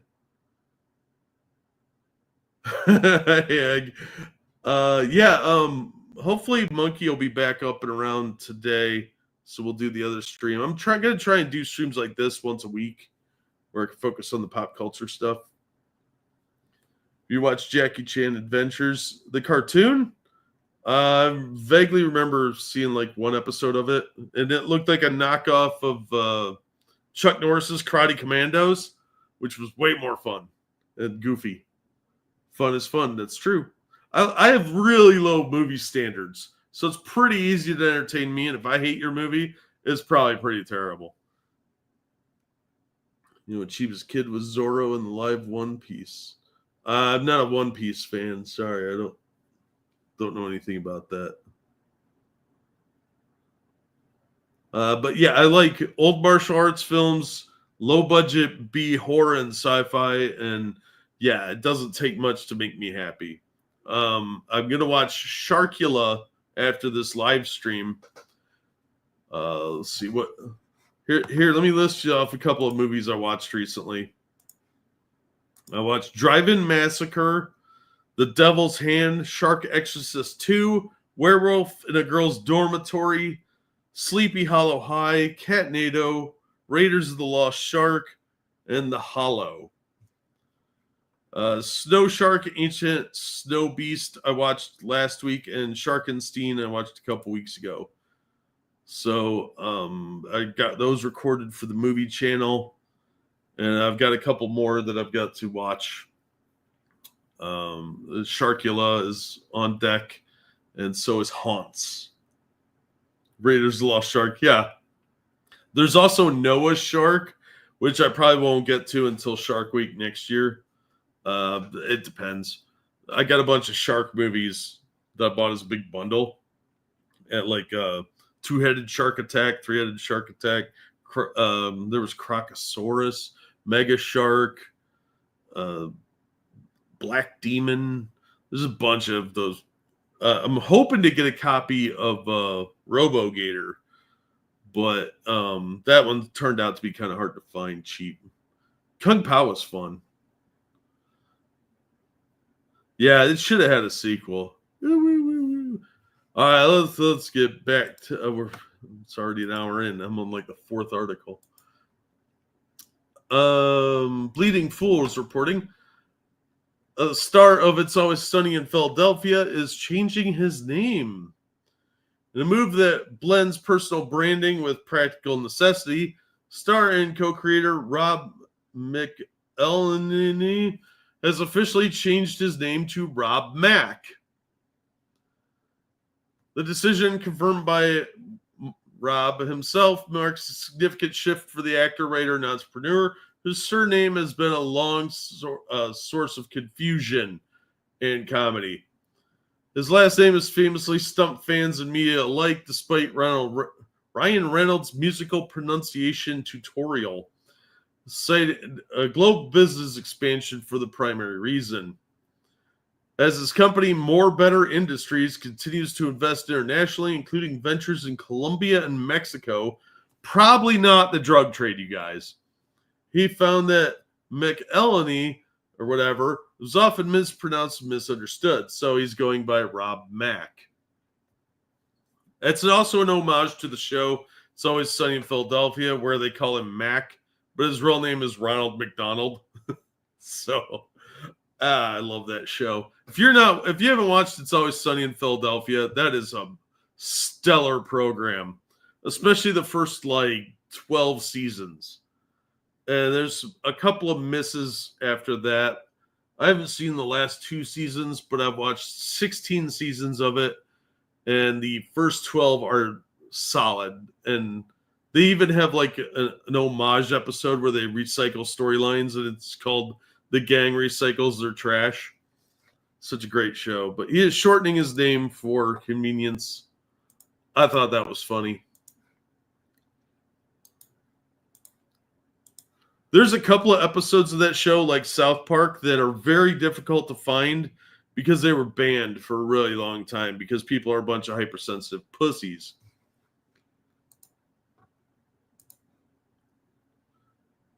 It's better than listening to people do landscaping work. I hope so, but I agree. I think everybody should come watch. I haven't done one of these streams in 2 years. Speaking of It's Always Sunny, star comments on potential sequel to fan favorite episode. The desire is there. Like I said, I love this show. This is actually Rob's wife, Caitlin Olsen. She's doing a show called High Potential, which is it's sort of like a Sherlock Holmes kind of thing where she's really good at, or Psych, or The Mentalist. It's a pretty fun show, though. I'd recommend it. Thought it was surprisingly good. Not as good as It's Always Sunny, because it's not as funny, but it's a good show. It's Always Sunny in Philadelphia co-developer and star Glenn Howerton reveals if a fan favorite episode will ever get a sequel. The long-running sitcom debuted on FX in 2005, and It's Always Sunny season 17. Oh, maybe I only watched the first 14 seasons. It'll premiere July 9th. Oh, that's tomorrow. As the show has made sequels to earlier episodes, including Season 9, Episode 9, The Gang Makes Lethal Weapon 6. Lethal Weapon 5 episode was hilarious. Viewers have been curious if a musical episode will get a follow-up. In an interview with Screen Rant, that's what we're on, at an event at the Paley Center for the 20th anniversary of the show and premiere of Season 17, Howerton was asked if there will ever be a sequel to Season 4, Episode 13, The Night Man Cometh. That is one of their all-time best episodes. He reveals it's been discussed many times, but nothing is quite stuck. He says the creative team hopes to make one someday. We've talked about it many times. It just hasn't happened yet. I think we're all floated out ideas over the years as to what it would be, but nothing is quite stuck yet. I would like to do it. I think we would all like to do some sort of follow-up to The Nightman Cometh at some point. It just hasn't happened yet, but the desire is there.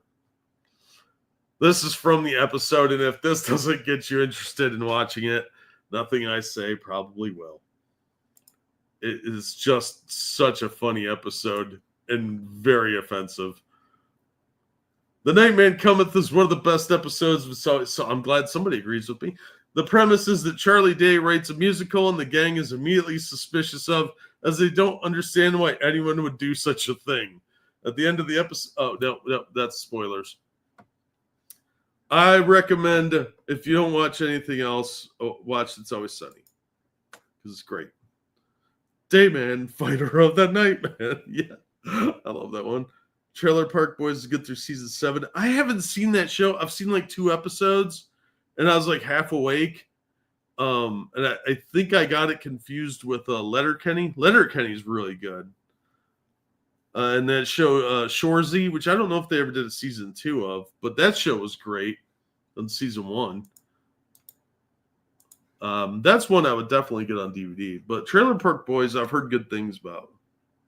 Charlie-centered episodes are great. I agree. He's probably my favorite of the characters.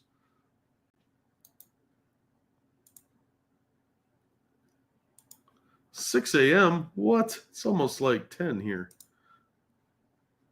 I was going to do this at like 3 in the morning, but I got really lazy and then I fell asleep. Oh, thank you very much, Okie Native. Sir, as a basic level patron member, I did not receive my YouTube notification for the stream. Also, anyone in Chatland, the One True Jack sends out extra special wake-up messages and boyfriend experience type things at $20 each. That's not true, but I do like money. So, and I do have a Patreon, which I don't know if that's actually in the... Oh, I did include it in the description. Cool. But thank you, Oki. Yeah, the Patreon, I'm trying to get more stuff done for. And I've been given early access for some of the movie streams on there. So I got to finish out the one for next week. Because, yeah. Which is probably going to be Point of Terror.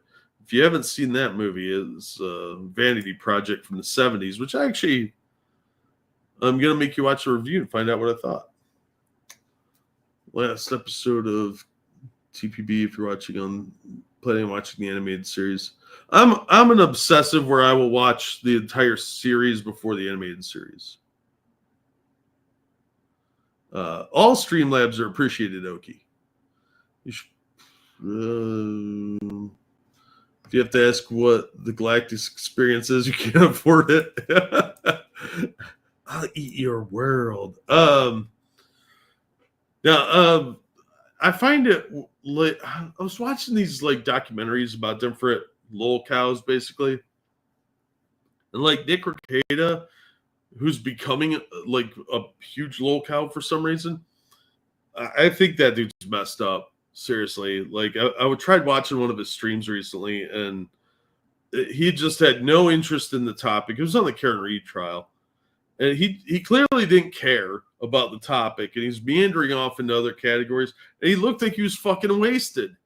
And I don't mean drinking. I was like, this guy is getting 1,000 viewers at a time watching this mess, and he is like an OnlyFans or something now. Why? Who wants to see that shit? Just do a Patreon, let people be patrons and support you that way, and give them free stuff whenever you can. I'm trying, guys, really am. But I don't understand like the constant. We do e-begging as a joke and crippling poverty, but I watched the quartering, and he was talking about his channel and how he's been slipping on views and stuff like that. And he's like, I'm only going to do 1 ad a week for my coffee. It's really good coffee, though. And I'm not, or one ad a day, I think it was. because he does like 5 videos a day. And people were complaining about all the coffee ads. And I was like, you're complaining about people complaining about your coffee ads. And then he shills his coffee and his cookbooks in the segment where he's saying that he's only going to do 1 ad per day. Well, you just shilled twice in that stream, dude. And he kept doing that. He kept talking about different blends of coffee and shit. Like, dude, you are bad at this. You can't help yourself. There's a point where it's just overwhelming. Stop that shit. Just say, look, if you want to support me, links are in the description. You know, that's the easier way to do it. That saves time. During a live stream, I'll shill occasionally. I try and do it like once an hour. And occasionally I'll offhandedly mention something. But I'm not trying to be an asshole about it because I know people are broke. But if you don't want to give me money, you don't have to give me money. It's appreciated, but it's not required to watch the damn show. E-Rage and right-wing e-thoughts aren't the new hotness anymore, Hambly. Right? And he's boring as fuck. Like, I was getting annoyed hearing him whine about that. And it was like a 20-minute part of his stream. And it felt like an hour. Oh, it was painful. He's just so boring. I find Tim Pool boring too, but in a different way. Like, Tim Pool's voice could put me to sleep because I kind of tune him out and it's like a white noise after a while. Hambly is like a screaming child, and I can't deal with that. And Rakeda, he's the kind of guy I'd cross the street to avoid at this point. If I were to ever buy coffee from a streamer, I'd buy it from Sad Girl, but the Sad Girl Company. I hope that's the name of the company. Remember, first saw the quartering was a Worski show. The old dude has always been sketchy. Oh, yeah. Him and Monday and Matt have the exact same setup, and it works. You do a live stream, you do a bunch of episodes about something, and take a real middle-of-the-road milquetoast approach to it. There's a reason the quartering hasn't been kicked off of Twitch, and I think PPP even said this. It's because he's not offensive. He's got a very generic take on everything, and he tries to do the fence-sitting bullshit.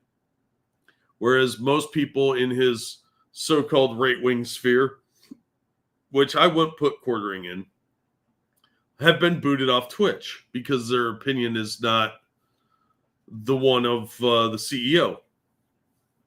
So the fact that he hasn't been kicked off of there tells me that his takes are very incredibly tepid. And you see that by what I watch an episode of his program, and I don't feel like I learned anything or heard anything original or even heard a hot take. He's doing what I do. He reads the news, but without any additional information, without any context or opinion. It's just sort of this like, well, this is interesting. That's boring as shit, dude. And I don't care about it. I don't care about most of what he talks about. So much like Tim Pool, I find Tim Pool to be a fence-sitting, borderline special needs kid who needs a wrangler. It's a VTuber company, but it has some of the most based VTubers. I hear good things about VTubing, but I think it's just I'm too old. It's not my generation of stuff. Cringe at some of the YouTubers I used to like. Yeah, well, a lot of them used to be cool and then became douchebags, or they were just hiding it well. We've all done that, JB. Just want to raise enough money for an iPad Pro, data recovery, and maybe a Bluetooth speaker or two. Yeah, if iPad Pros are supposed to be really good. I don't know. I'm not a Apple guy, but you guys, you subscribe Monk Satsu. Yeah, thank you. I'm a kind of a latecomer. I was a chat member before I got into the streaming stuff. My first appearance was on Minions of the Zoo, actually, years and years ago. Thank you, Okie Native. What I'm hearing is to be a successful YouTuber, chase every current topic and be a douchebag or do cocaine. That kind of does seem to be the format. I would rather have a small audience of fun people than a large audience of annoying douchebags. Because, dear God, why? Why would you want that? I live fairly modestly as it is. My most expensive hobby is comic books, and I honestly trade in a lot of stuff and sell a bunch of my stuff. I've got enough board games here to do a year's worth of videos easily on Roll for Sanity, which when I get my new setup finished, new videos should be in by 1st of August. But I have a ton of back issues I could go through. I traded in my copies of Something is Killing the Children 2, 3, and 4 and bought almost a month's worth of comic books. So you save money where you can. And I don't want to hear somebody like Jerry Hambley crying broke when his wife has a plane. He said how he put the coffee equipment on his credit cards and all that, and he spent $300,000 trying to build this coffee company that doesn't seem to be doing very well. And then he's whining about how broke he is, but his wife didn't sell her $92,000 plane, did she? I looked it up. It was still registered. She had renewed her registration, so she still has her airplane that's worth $92,000 because the registration was updated. And if he's not willing to make sacrifices, why would I give him money? Why do I want your $100 gift basket of shitty coffee that I could buy from your competitors cheaper, or buy from Disney cheaper? Disney has their own coffee, and it's cheaper. It's like $16 a bag, and his is $20. I don't want your fucking shitty internet coffee, dude. I don't drink coffee. I'm not going to gift it. I'm sure as fuck not going to buy it from you when there's more reputable people out there. Fuck off. That's stupid. Coffee. You want to get your coffee at a Walmart? Why? You don't make coffee, idiot. Don't trend hop. Be innovative. His wife owns a plate. Yeah. Nux and Nanors, pretty entertaining, and Kirsch is pretty based. I have no idea who those people are. I'll try and look them up. I don't have a lot of time to pick up new stuff, though. She's going to fly away from his dumb ass at this rate. He's still got a pretty high net value from the look of it, and his videos still make money. He was whining about one of his videos making like 10,000 views. I would be excited if I got 10,000 views. I've never gotten 10,000 views on anything that wasn't a laundry video where people watched my laundry, which, by the way, are my highest viewed videos ever, are laundry videos. The one had like 57,000 views on it. And that's my highest ranking video. It's a laundry video where I literally just do laundry on a non-monetized channel. She'll be a nice pilot, and two will have pilot babies. Maybe. They'll name their kid the Friendly Skies. All right, let's get back to the topics. I'm drifting again, like usual. All right, from Cosmic Book News. First look at Linda Cardellini as Pamela Voorhees in the Friday the 13th prequel series. I'm actually interested in this. I think this might be good. I hope it is. Because I love the Friday the 13th franchise. It is great. First look at Linda Cardellini as Pamela Voorhees in Peacock's upcoming Friday the 13th prequel series Crystal Lake has surfaced online.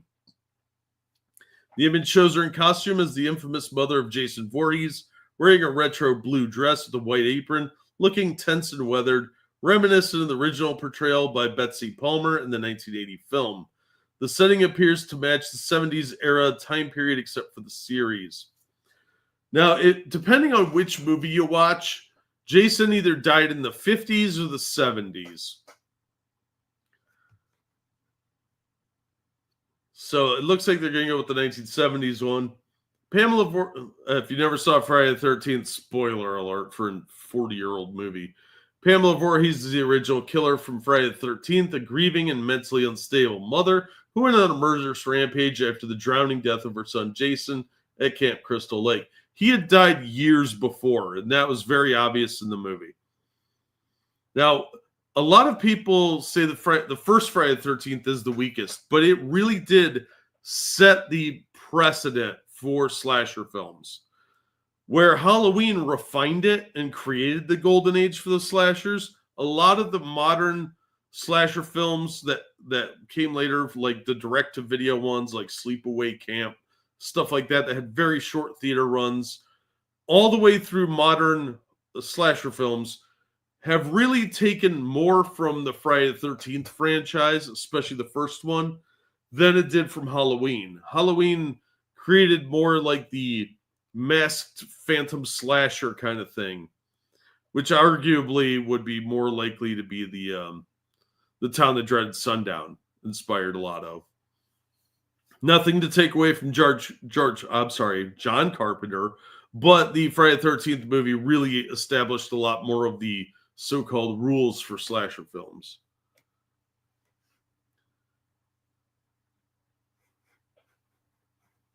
Cardinelli joins a list of actresses to take on the role, including Marilyn Poucher, Pamela Shaw, and Nana Visitor.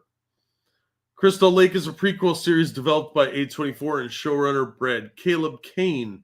While plot details are mostly under wraps, the series is expected to explore the backstory of Pamela and Jason Voorhees before the events of the first film. William Catlett is also confirmed to star, playing a character named Lavon Brooks. Recently announced cast additions include Devin Kessler as Brianna Brooks, Cameron Scoggins as Dorf, and Gwendolyn Sundstrom as Grace. Sundstrom is an awesome last name. Crystal Lake will stream on Peacock. Release date has not been announced. All right, so they don't show us the picture here. So let's see if we can load this up on X.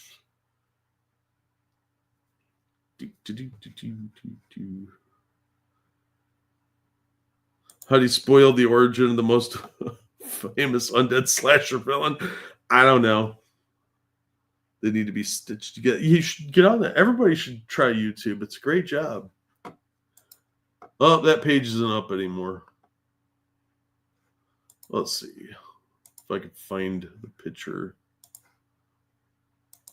Give me 1 second. I'll see if I can find the image. Because it's probably looks like it got taken down.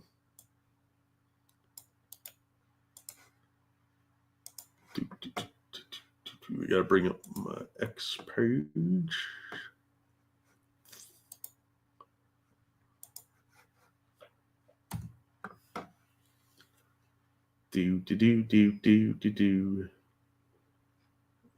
Oh, there's a bunch of saucy pictures. Oh, that's who this chick is. Okay, she's the one that played Velma in the Scooby-Doo movies. She's 50. She's pretty hot. This chick, she was super hot in that outfit. Not gonna lie. She looks good for 50.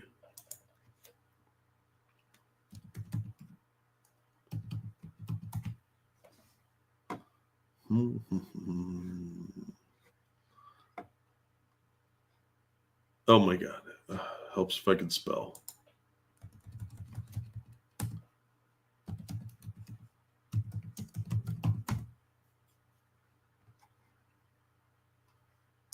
Okay, here we go.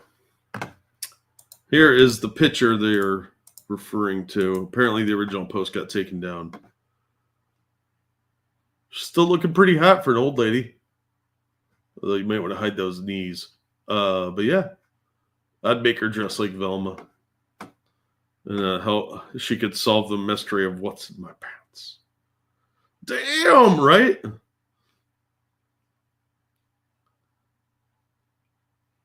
Had to restart YouTube. Oh, that sucks.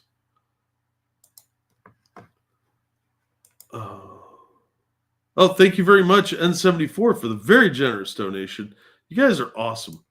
I really appreciate it. Would, no shame, right? She's a little old for me. She's still younger than me. I know that there's a lot of anime fans out there, and they are making a live action Akira film, and we've got some good news on that front.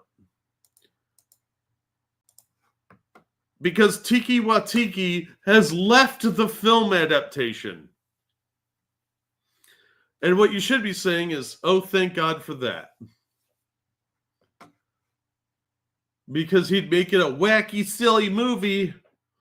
That's all he does is silly movies. The live-action adaptation of some guy whose name I can't pronounce, classic manga Akira, has struggled to move forward for years. The story is set in the ruined future Japan and centered on figures like the biker gang leader Shotaro Kanada, something, Revolutionary K, and military leader Colonel something I can't pronounce, was originally published between 1982 and 1990. Despite multiple attempts to bring it to the screen, the project at Warner Brothers appears to have stalled for good. I'll ruin your mythos in a minute, baby. Yeah, he will. That's why we're all glad he's gone. I would rather the movie didn't get made than make it with this ass clown. Tiki Watiki, a writer-director known for his divisive approach and sometimes dismissive attitude toward fan expectations and established lore, was the most recent filmmaker attached to the project. It was reported that Watiti wanted to make a version faithful to the manga. I doubt that highly. Featuring an all-Asian cast to honor the story's background. However, he did not fully commit to the project and eventually left it behind. While some might see this as disappointing news, many fans on social media are relieved that the live-action Akira will not go forward under his direction. One user stating, "Terrible director, crazy how he's typed." I agree. And if you don't believe me, go watch the Thor films and how badly he handled those. Another wrote, "Thank God, honestly, not the right director.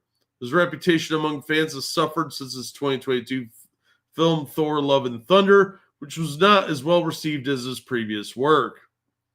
Because he can't handle tension. In a movie like, if you're doing a Thor movie, there's got to be some stakes. It can't be like, oh, that's getting serious, time for something silly. Not everything needs to be silly.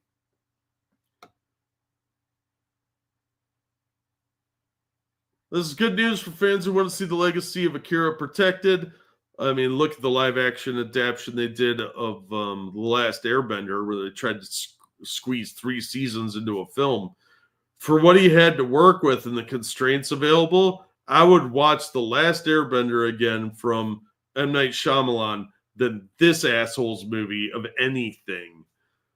Live-action adaptations of anime and manga are often more controversial than adaptations of novels, video games, or comic books, because anime fans are insane. Animation is still seen by many as the best way to bring manga stories to life, even though Watiti is no longer the director fans want for Akira, or ever. It's possible another filmmaker could be hired to adapt the 1988 anime film, which is widely considered one of the best animated movies ever made, and a perfect adaptation of the original manga. I'm honestly not that big of a fan of the movie. I haven't seen it in like 20 years. Sorry, I'm just not much of a cartoon fan. I did like the movie They Were 11. That was a much superior film. The Dead Space animated movie they did a long time ago was really good. And there are a couple other animes that I own a copy of. I think I actually own a copy of Akira. I'm just not a huge fan of it. I bought it for like $5, watched it once, and sat on the shelf ever since. Ragnarok was not as good as it could have been because the comedy he kept trying to force in. Yeah, absolutely. Absolutely. You can't wedge in hilarity every time something gets a little slow or a little tense. Sometimes remakes are good. Look at the Magnificent Seven or Fistful of Dollars. Then again, they aren't 100% remakes. Yeah. True Grit is probably one of the best remakes. It was more accurate with the book, and they did good casting.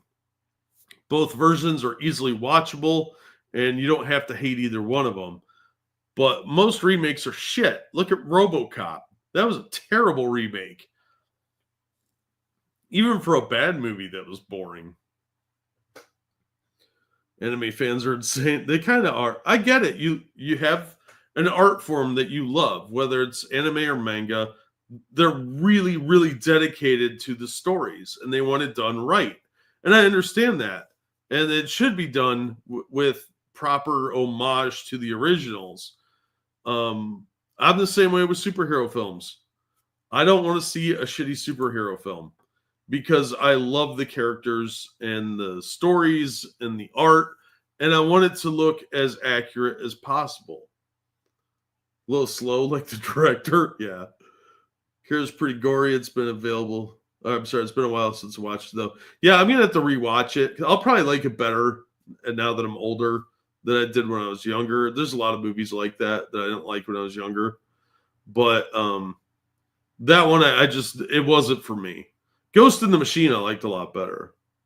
A lot of anime fans are insane, but in fairness, basically all live adaptations are dog shit. The problem with doing anime adaptations is you're constrained by the time limit of a film. They'd be better off as TV miniseries. You do a 4-episode thing with a high budget, and you're going to get a lot more story that the manga had that you can't do in a 2-hour movie. Now, you could adapt a particular storyline, but to really get the essence of the characters, you really need to flesh them out a little more. And they're not willing to commit the money to that. They'll spend $100 million on a 2-hour shitty film, but they won't invest anywhere near that much on one of their TV series in most cases. And a lot of times what you get is just as bad. Like, look at what Marvel's doing with their TV series. Ironheart's dog shit. Echo was dog shit. She-Hulk was dog shit. Falcon and Winter Soldier was dog shit. Falcon and Winter Soldier had a few cool scenes, but that was about it. Otherwise, it was just preachy lecture show. Hey, Retro, how you doing?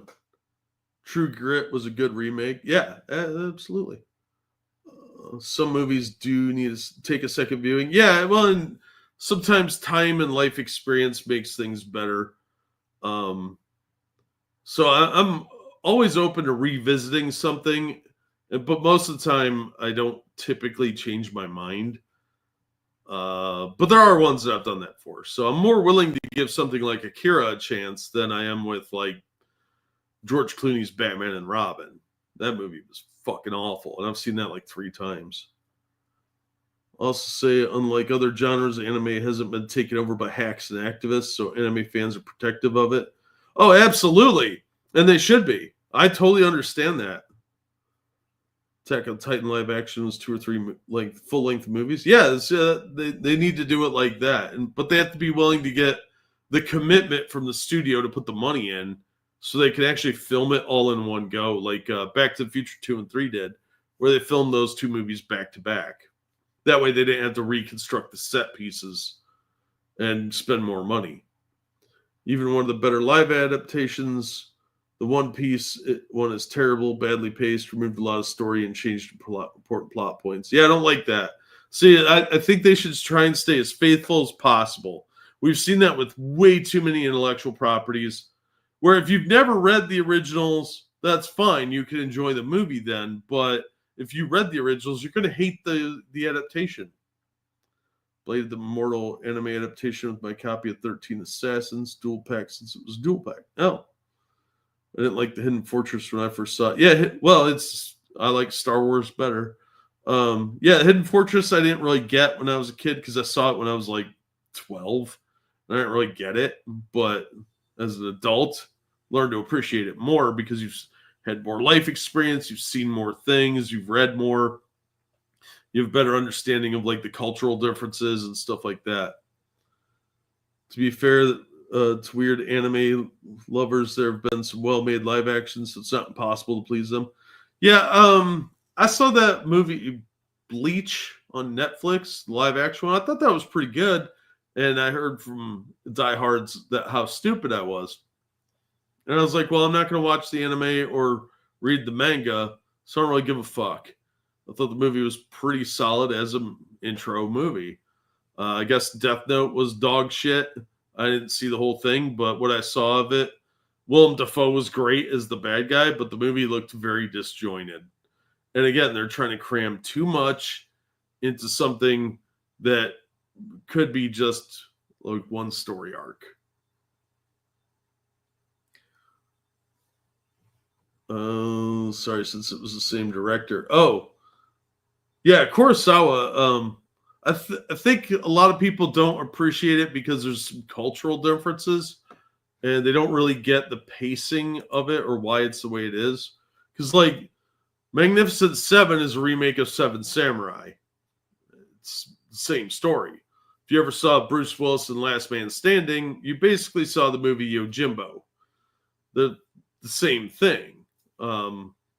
Almost beat for beat in a lot of cases, but it's modernized and set in a different thing, so it's a different movie, and you end up with like cultural changes then too. Part of the problem with the Marvel stuff is the wokeness BS. Some of the secondary characters have been good if they had fucked around. Yeah. Then I think when you try to become propaganda, you're no longer art. You're not making an art piece. You're not making entertainment. You're making the message. And that's just propaganda. And that is not very good art most of the time. Not while it's still current. Like if you look back at some of the posters that were used by the communists in the 30s, you could say, okay, that's a technically well done drawing, although I disagree with the subject matter. When you're living through that era, you're going to be like, this is crap, because this is just propaganda. And your brain tends to not want to filter that as an art form. Bleach only has 16 seasons. Oh, only? Yeah. Wonder why I don't want to watch it. Also, a difference between tourists and fans for anime. That's true of anything. And I'm so tired of tourists, man. Your entire personality should not be based on the flavor of the month thing. Okay, that's sad and pathetic. I'll get to more on that when I get to Funko here in a little bit. Tourists give the fans a worse name than they would have otherwise. Yeah, because they're not there to enjoy something. They're there for the self-aggrandizement and often the destruction of that thing, because they're like, well, I like this thing and I've based my entire personality on it, but I want to make some changes. Now, fuck off. You're not going to be here in 2 years, so shush. Transformers G.I. Joe animated universe rumored from the Walking Dead Invincible creator.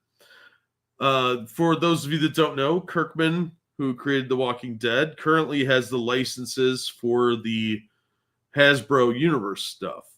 And they have individual books. They have the regular G.I. Joe series, G.I. Joe: A Real American Hero, which is just regular G.I. Joe. But then they have a book called G.I. Joe, which is part of the Energon universe with Transformers. And they're different universes, basically. New rumors suggest Robert Kirkman is set to bring his Energon universe comics to life as an animated series. The project is said to be a modern remake of the classic 1980s Transformers and G.I. Joe cartoons. You use the words modern remake, I get nervous. It usually means get suck balls. Rumors surfaced on Reddit claiming that Kirkman, best known for The Walking Dead and Invincible, will announce the animated adaptation at San Diego Comic-Con later this month. If true, the show will reimagine the iconic Hasbro franchise using Kirkman's comic continuity, which launched last year through his Skybound imprint. Now, what I've read of those have been pretty good, but I fucking hate the art. It doesn't look like this, by the way. Kirkman and Skybound have been developing the Energon universe as a fresh take on Transformers and G.I. Joe, introducing new origin stories and connecting the franchises in one shared world. The comic line includes Void Rivals, Transformers, Duke, Cobra Commander, and several additional series in development. Duke and Cobra Commander were miniseries. They were 5-part miniseries. The rumor follows the recent announcement that Kirkman will start writing the two-time Eisner Award-winning series Transformers with issue 25, which was set to be released in October. All right, literal tip. If you've never read a Robert Kirkman book, you're going to get a story, a full comic book story every 6 issues. He is the slowest paced writer I have ever read. Literally nothing will happen in an issue except 2 people having a conversation. And that'll be the entire issue. So I will likely drop the book with issue 25 because I am not spending $30 to get a 1-issue story, because all the action will happen at the end of the 5th part of that story, and then there'll be another talking issue for the 6th issue. And it'll just be like blah, blah, blah, blah, blah, blah, blah, blah, at the end. He seriously, I read one of the issues, I think it was Radiant Black that he wrote. That book lasted like 36 issues, and in one of the issues, there were 8 pages of this guy sitting at a table talking about breakfast with his dad. They're just sitting there talking about oatmeal, and that's it. 8 pages of that in one comic book, and a current comic book is around 22 pages to 24, depending on the book. 8 pages of talking at the breakfast table. What a complete fucking waste of $5. So yeah, I dropped that book right there. I was like, nope, not ordering another issue of this dog shit. So what you do then is you get the trade paperback at Ollie's for $3.99. Ollie's is a discount outlet store here in the States. And then you read it that way. And because they always end up at Ollie's. Everything ends up at Ollie's. I'm not buying that. If Robert Kirkman's writing it, it's going to be slow as shit.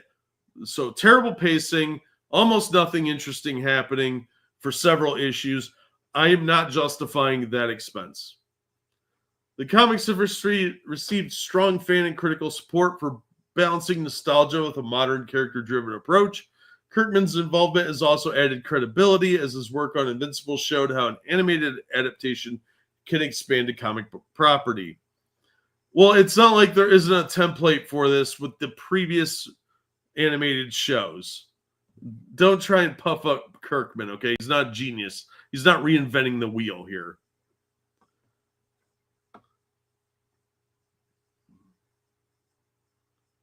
I know, it's shocking. I don't like books like that, BJ. Well, that's pretty much the problem that killed The Walking Dead, because they could just watch 2 episodes a season. Yep. Yeah, the comic book was the same way. They would do little time jumps every so often, but then they just had these character issues, what they called character-driven issues, where they just sat around talking. That's not character-driven. You're just blathering. That's dialogue-driven. That's not entertainment. That's boring. Comic books need to be doing stuff. It's a visual medium. You don't have to have action and adventure per se. You could just be somebody out in space doing stuff, and there's like an array of colors or something, but there has to be something visual happening. People blabbing for dialogue dumps, like they're dumping out their person on my coffee table, is not entertainment. It's fucking boring. We used to call those soap operas. Not fun soap operas like Star Trek, where it's a space opera. Stuff's happening, explosions and laser beams. No, these are just like, oh, I'm in love with so-and-so. I like potatoes. What's your favorite kind of potato? Well, the people that wrote this book, apparently. As of now, neither Kirkman nor Skybound has confirmed the animated series. However, with Comic-Con taking place July 25th through the 28th, it wouldn't be surprising if a major announcement drops during one of Skybound's panels. Actually, it would, because Comic-Con's been pretty dog shit the last 6 or 7 years, and it's overpriced. What about the live-action Transformers and G.I. Joe? Well, while the animated Energon universe is rumored to be in the works, the live-action franchises are also making headlines.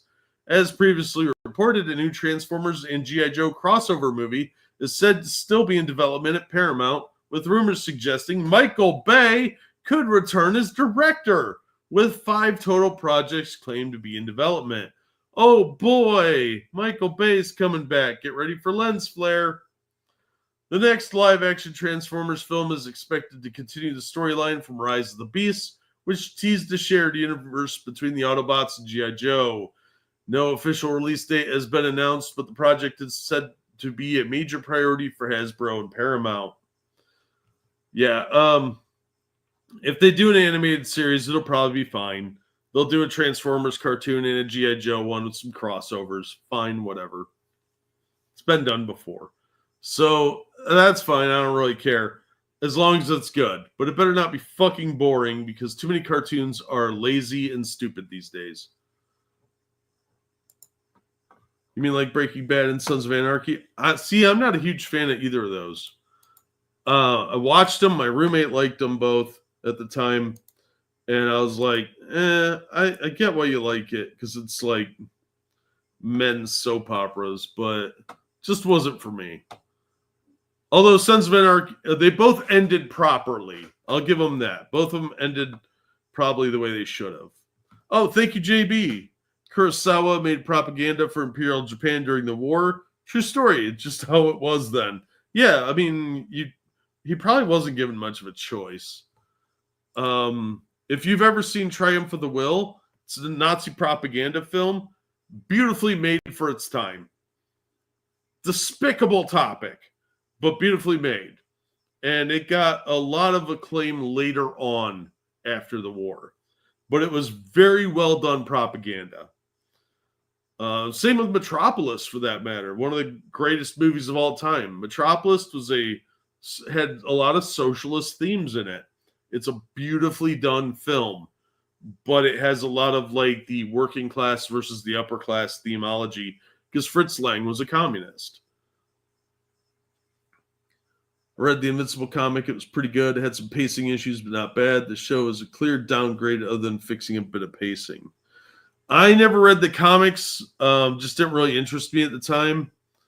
I think, I might have read one or two issues. But I just don't like Robert Kirkman. He's slow. He drags everything out way too much. The last one I had. Oh, sorry, I missed that, Oki. I realized a couple years ago that laundry video people are weird. Then I also realized I was answering their question to you about specifics of the machine type and the manufacturer, etc., without looking it up and reevaluating what I call weird. Yeah, trust me on that. I understand.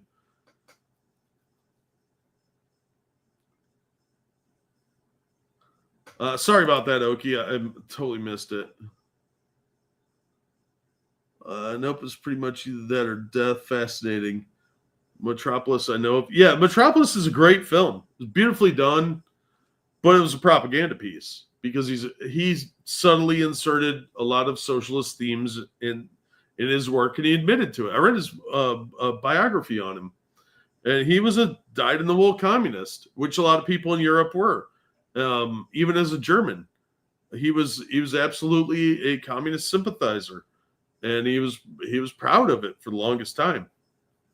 So you see stuff like that, and like Charlie Chaplin's The Dictator is propaganda. It's against Hitler, but it's still a propaganda piece, and it's widely regarded as a really good film. But at the time, it was still seen as a propaganda movie. It was just the right kind of propaganda. As much justified hate as Michael Bay gets, at least he understood films were supposed to be entertaining, even if the stuff was mindless popcorn films. Yeah, I don't hate Michael Bay as much. I hated his Teenage Mutant Ninja Turtles movie. I hated the amount of human activity in the Transformers movies. They always try and add in these human elements for some reason, and I hate Shia LaBeouf's acting. I don't think he's a very good actor. I think he has potential, but he's a weird dude. And him and Toe Thumbs could have been cut from the movie entirely, and I would have liked the movie more. They need to focus less on the human elements because for some reason, they think you won't like a movie about giant robots running around beating the shit out of each other. What's not to love about that? The makers of the Godzilla movies understood this well. You can have humans in the movie, but they're window dressing. They are not the central focus of the best movies. Godzilla is. Godzilla -1, great film. Not nearly, probably too much human time, but not nearly as noticeable because there's a giant monster running around blowing shit up. The 1952 American version of Godzilla, far inferior to the Japanese one. You know why? They added more human bullshit in there with Raymond Burr. I don't give a shit. I want to see giant monsters beating the shit out of each other. You want to have humans in there? Make Ultraman, all right? And then there's a human involved in some regard. He turns into Ultraman with his beta capsule. And then we get an Ultraman movie where he fights the shit out of some alien monsters for a while. And then they wrap it up with some more human shit. The end. Humans are ancillary characters in all of those movies and should be minimized as much as possible. Focus on the true stars of the film, which is what the property is. The intellectual property is the Transformers. The humans just happen to live on the fucking planet. Yeah, you can interact with them for a couple scenes, whatever. Show them running around in terror, but otherwise focus on the robots. I get a little bitchy about my giant robot movies. Oh, thank you again, Okie Native. Ah, yes, men's soap operas of Breaking Bad as opposed to women's soap operas of soap opera. Exactly. Or children's soap operas, comic books, and some cartoons. Or fancy people soap operas, literature. Or, opera. Or weirdo soap opera, anime. Yeah, I'll give you that. I get your sarcasm that you're putting down, but you're not wrong. The X-Men under Claremont was absolutely a soap opera. It was teen angst all over the place, but it had the elements that boys like. You had like, oh my God, is Cyclops going to hook up with Jean Grey or is she going to go over to Wolverine? Nobody cares about that shit, really. It's just, it's there. It's part of the character development, but they're fighting Magneto and there's explosions and laser beams. That's how you get the boys to read soap opera stuff. And then they'll pick up the next issue because they want to see how the relationship is going and all the explosions and stuff like that. So you have to, if you have anything serialized, the cliffhanger movie shorts used to do this really well.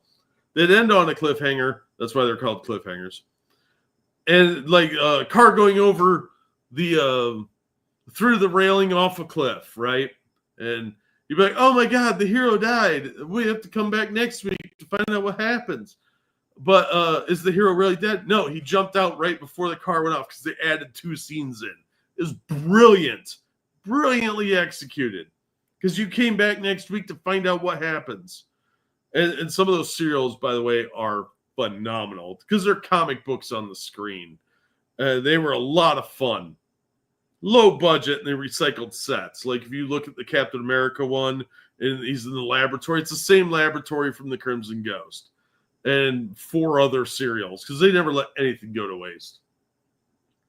But yeah, there's a lot of soap opera stuff, but it's about having the right kind for your audience. The stuff where people are just sitting around talking, that's shit girls like to do. Guys want explosions. Most guys want explosions and gunplay and like westerns. Westerns are soap opera-y, but they're much more driven toward a specific audience. I want the origin of the war for Transformers. I want the librarian Orion Pax teaming up with the Gladiator Megatron, then fighting for freedom, then the split. IDW tried to do that storyline, and it didn't go very well. It had potential, just didn't really work out very well. But yeah, they could set it on Cybertron and make a fun film.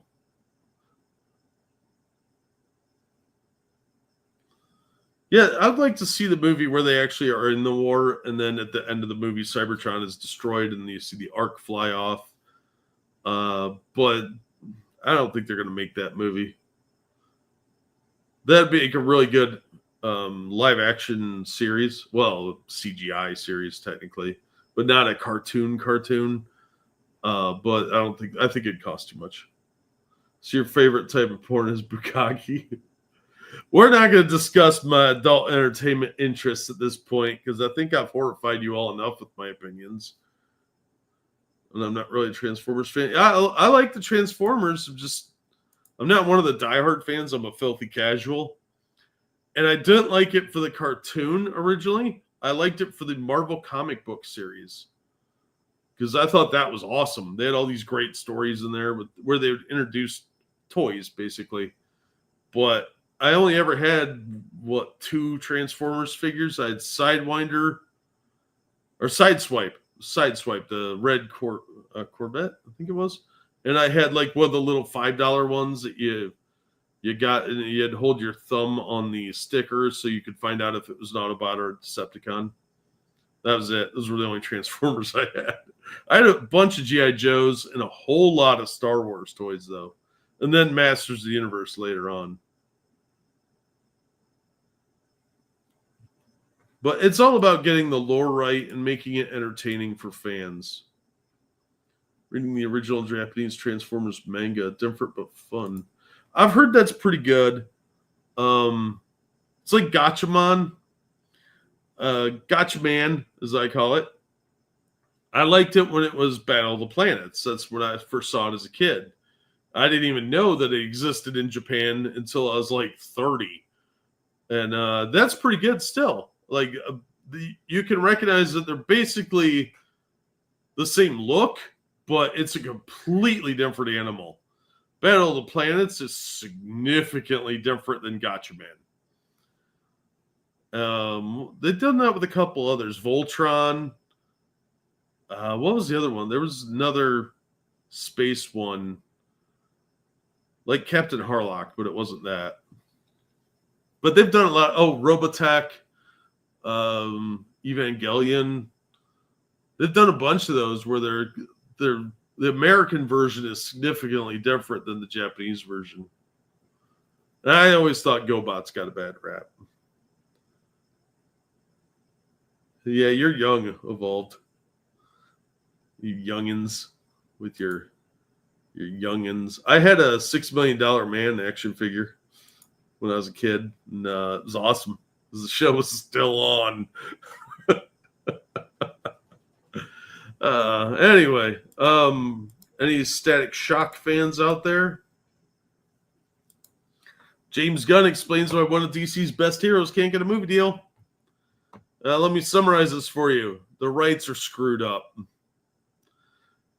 One of the problems that you have with different intellectual properties is too many people own a piece of it. And somebody doesn't own it outright. We saw this with Star Trek during Star Trek Discovery. Aside from that show being a complete clusterfuck, there's a reason the uniforms look different. Same with the Star Trek newer movies. Their uniforms are different than the original series Star Trek when it's supposed to take place. But basically what happened is that DC Comics doesn't own Static, the character Static. Milestone owns him. They just license him. So when the creator, Dwayne McDuffie, when he died, his controlling rights went to his wife. And she has a say in what they're allowed to do with the characters he created.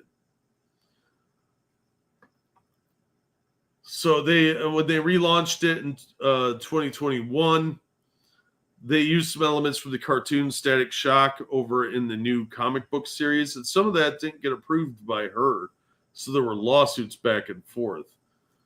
So you have rights being owned by Charlotte Fullerton, who's the widow of Dwayne McDuffie, and Milestone Media. And then DC has a licensing agreement, and all these people have to come together to agree on stuff. So that's why you've never seen any of the Milestone stuff as a movie, which is, if you really want black superheroes, there you go. Milestone would have made a really good live action TV series. But the rights are all screwed up because a lot of these guys don't get along anymore.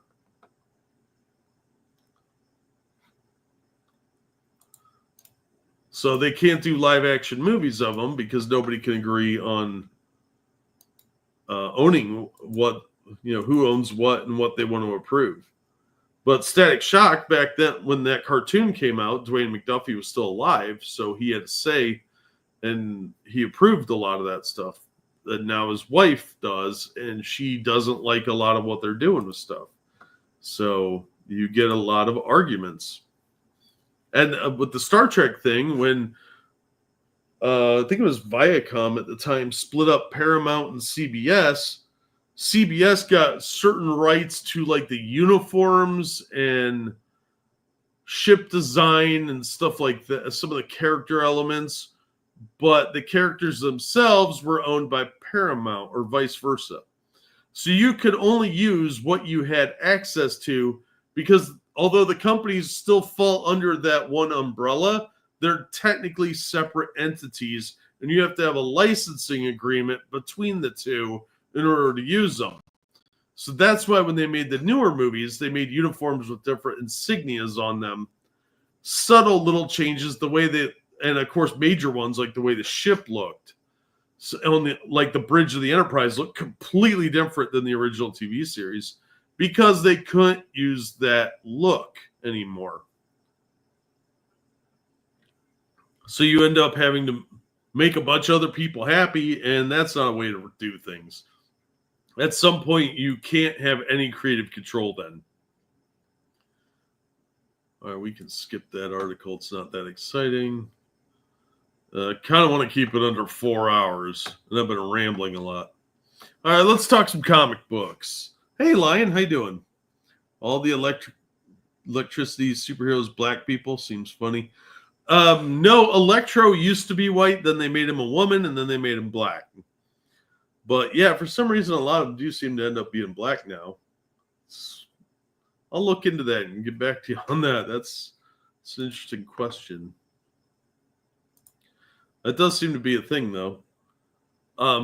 Interestingly, if you ever get a chance to go back to Virgin Comics, they were owned by the record company Virgin. It wasn't all about a bunch of people that hadn't gotten laid yet. They had a bunch of interesting character ideas for superheroes based on like old folklore, and most of them were from India. But they had like Devai, who was basically a divine being. They had Snake Woman, who would like devour people. And they had these interesting ideas based on mostly Hindu folklore. It was really interesting. And there was this other company, forget who it was. They didn't last very long, but they had mostly Middle Eastern superheroes, Middle Eastern, North African, and they had a couple of like Egyptian characters that were really interesting potential, but they were all written at like a 5th grade level. And it was so difficult to read because it had to be so dumbed down.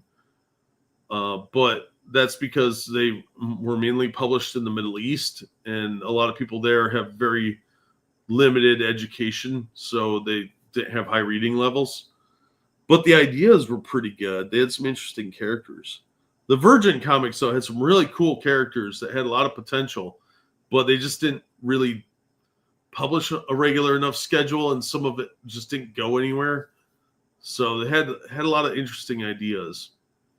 I would like to see that sort of stuff developed into movies. It would make more interesting as far as storylines went, especially compared to the dog shit we're putting out now.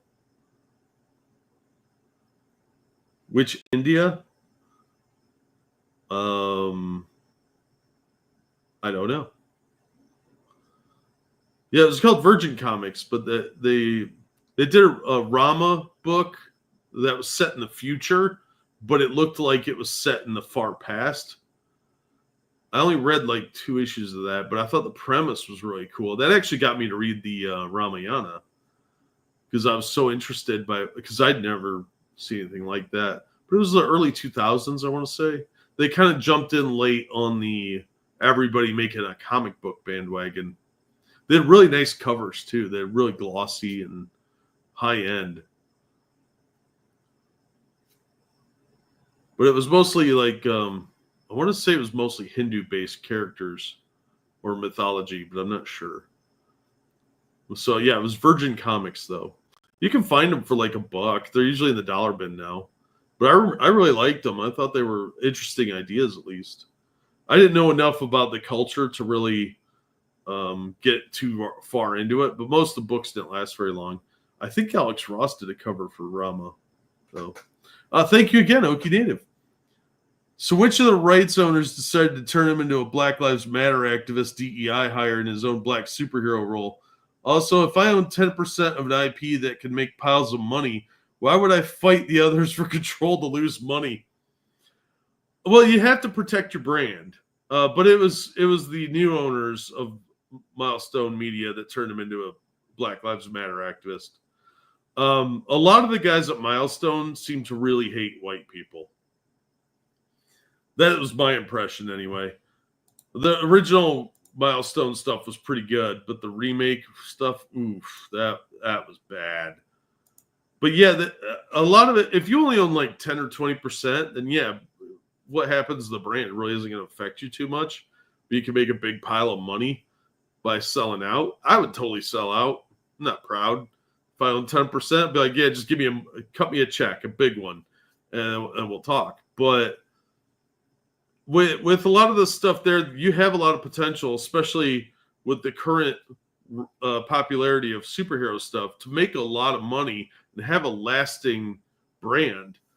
And unfortunately, the reboot of Milestone was jumping into the BLM nonsense, and it really, really hurt their brand a lot because that has short-sightedness written all over it. And they basically turned a lot of the characters into psychopaths and sociopaths, where if they were killing white people, they didn't care. You're not a hero if you're being indiscriminate in your killing. Yi Sun Shin? I don't know, man. Are there any Asian superheroes? Yeah, oh yeah, absolutely. Still giggle at the name. Yeah, well, we all did. There's lots of Asian superheroes. Pick up a manga. And there's tons of Asian characters in the Marvel DC universe, but there's not a lot of African comic companies that have original characters that have really kind of cracked into the mainstream, or in the States for that matter. And same with like the Middle East or India. That's why those characters intrigued me so much, because they were so far out of the norm. I mean, Snake Woman, I think, was set in New York, but it was using this like Naga folklore character from somewhere in India that I thought was really, really interesting and had potential. It wasn't the greatest or anything like that, but it stuck with me for 20 years, so must have been memorable. Katana that showed up in Suicide Squad, yeah. There's actually a fair amount of Asian characters. They just a lot of them aren't really.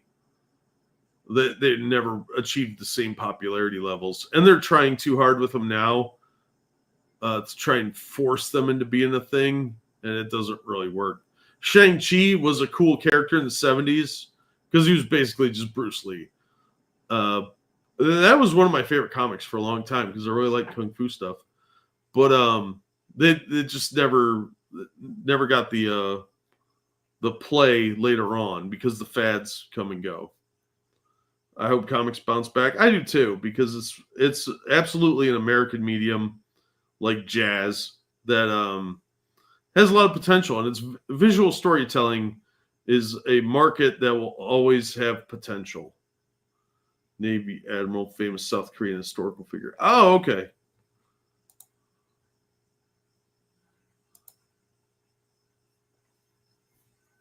But yeah, I think a lot of it's weird you have such rich cultural mythologies out there, and that's stuff that could easily be adapted. And what do you get? Same old bullshit Greek storylines, or characters rather, with a modern twist. Well, you know what? I would read a book about Theseus trying to escape the Minotaur, okay? Because that is a timeless story for a reason. Comics bounce back. They should probably stop trying to get kids into comics then, and not the average middle-aged reader of 53. Yeah. Well, they have to start marketing comics back toward kids. That's why, like, the Superman movie is PG-13, I believe, and that's probably the smartest move they've made in a decade. Because Justice League, the absolute mess they produced, could have easily have been aimed at 12-year-olds if they'd taken the swearing out and made it a PG film. Because the swearing is what got it an R rating. If they had taken that out and made it a PG film, it would have been vastly more successful. The target demographic of superheroes is like 10 to 14. Actually, I would say 8 to 14. That's your target audience. Because those are the kids that want to be adults really badly. They look up to adults, and they all feel powerless because they have no real power in their lives. They can't drive themselves anywhere. They can't make many purchasing decisions. They have limited resources. And what do they want to do? They want to be able to fly and just beat up people that are mean to them, shit like that. It's power fantasy. Just like grown men watching John Wick. Who doesn't want to be John Wick and be able to do awesome stuff, save the day? There's always room for elements of fantasy and escapism for any age demographic, and they just don't market it properly. That was what made comics successful in the first place, was kids. They were the target demographic for 60 years. And then they're like, oh, we're adult now. Because 1985 came along and Dark Knight Returns showed up. And instead of being the anomaly that it was supposed to be, it became the standard where we got to have all adult stuff and it's got to be super mature. And we have to tell these kids to fuck off with their money. No, that's stupid. You guys are dumb.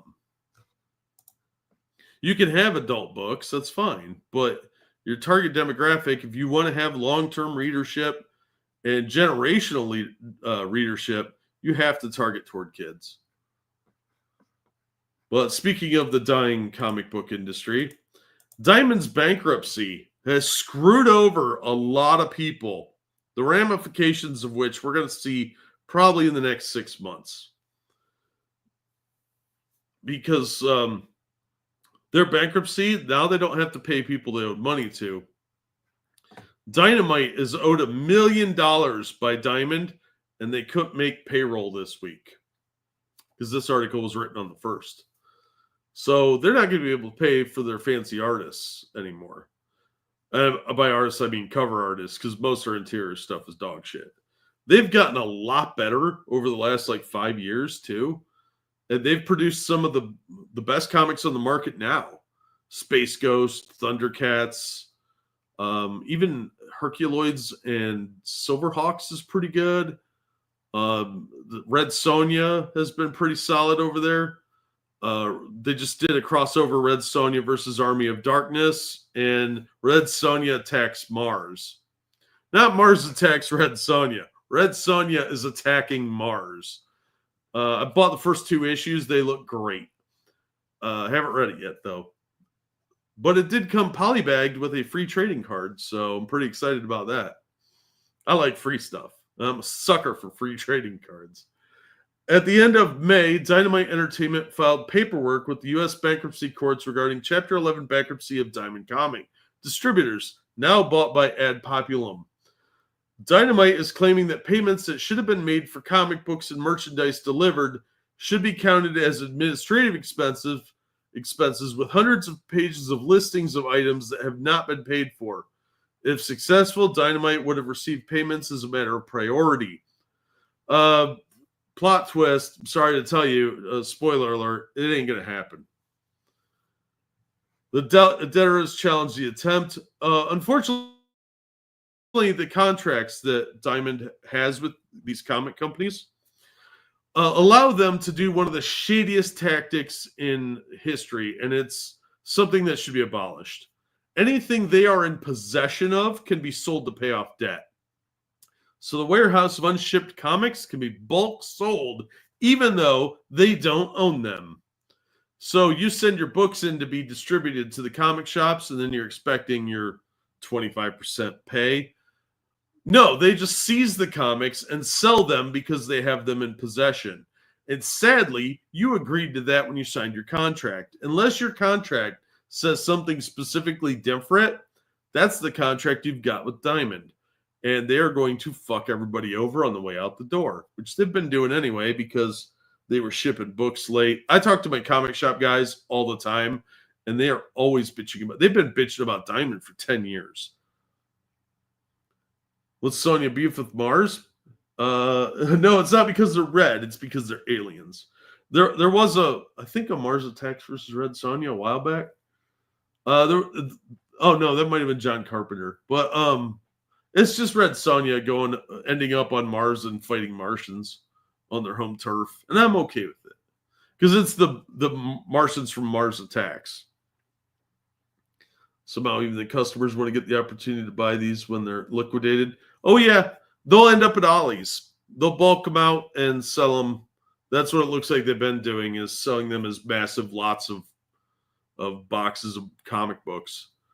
So the Dynamite's not going to get most of their money, and a lot of other companies aren't either, and that's going to put them out of business. A lot of the smaller publishers will probably get really screwed by this because operational costs are not that good for comic books.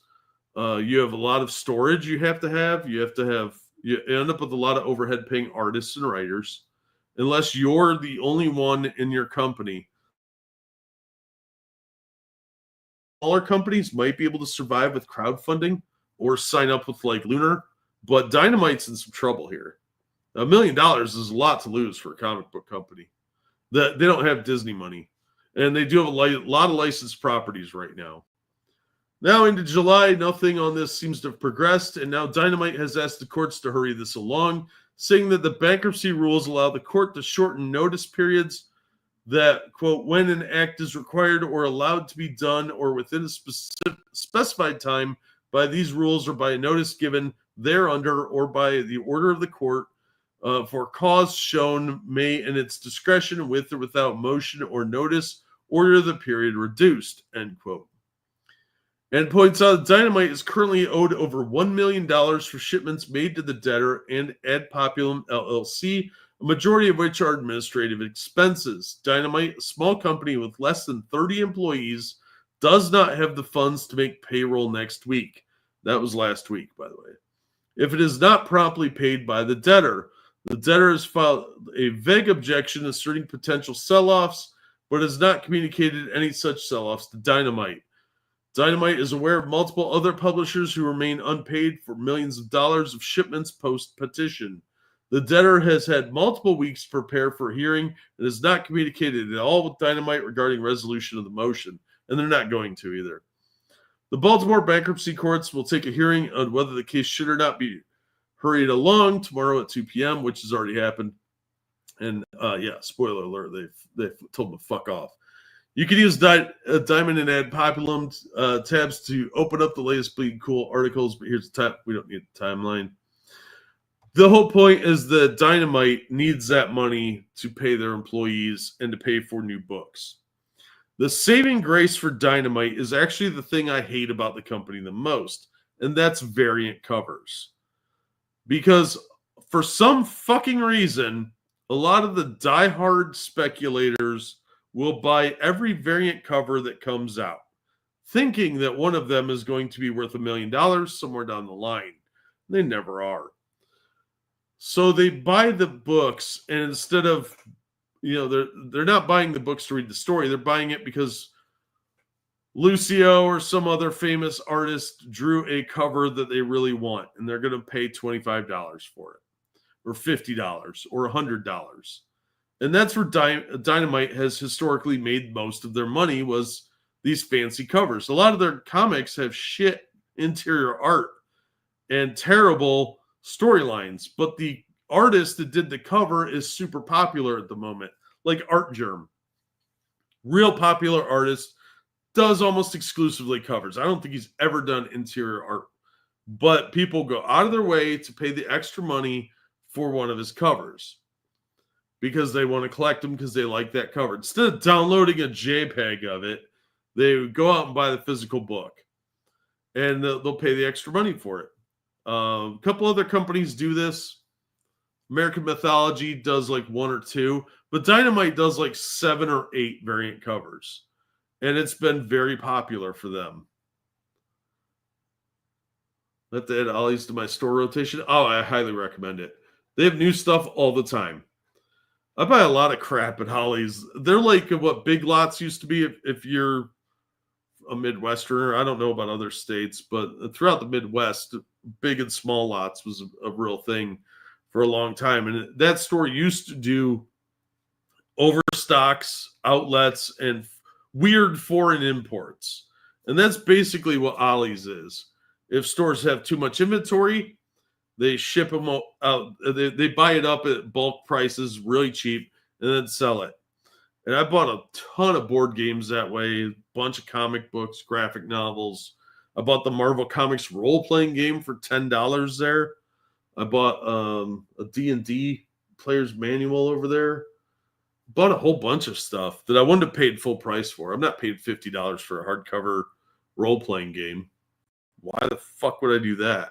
But I'll buy it for $12. Thank you again, Okie Native. Do you remember when being in a Disney film wasn't an embarrassment and they made movies like The Rocketeer? Oh, man, I love The Rocketeer. It's such a cheesy, fun movie. Also, on an aside, have you considered writing trash lit RPG books? They need to chill with the character sheet popping up every third page, though. I thought about doing an RPG book way back.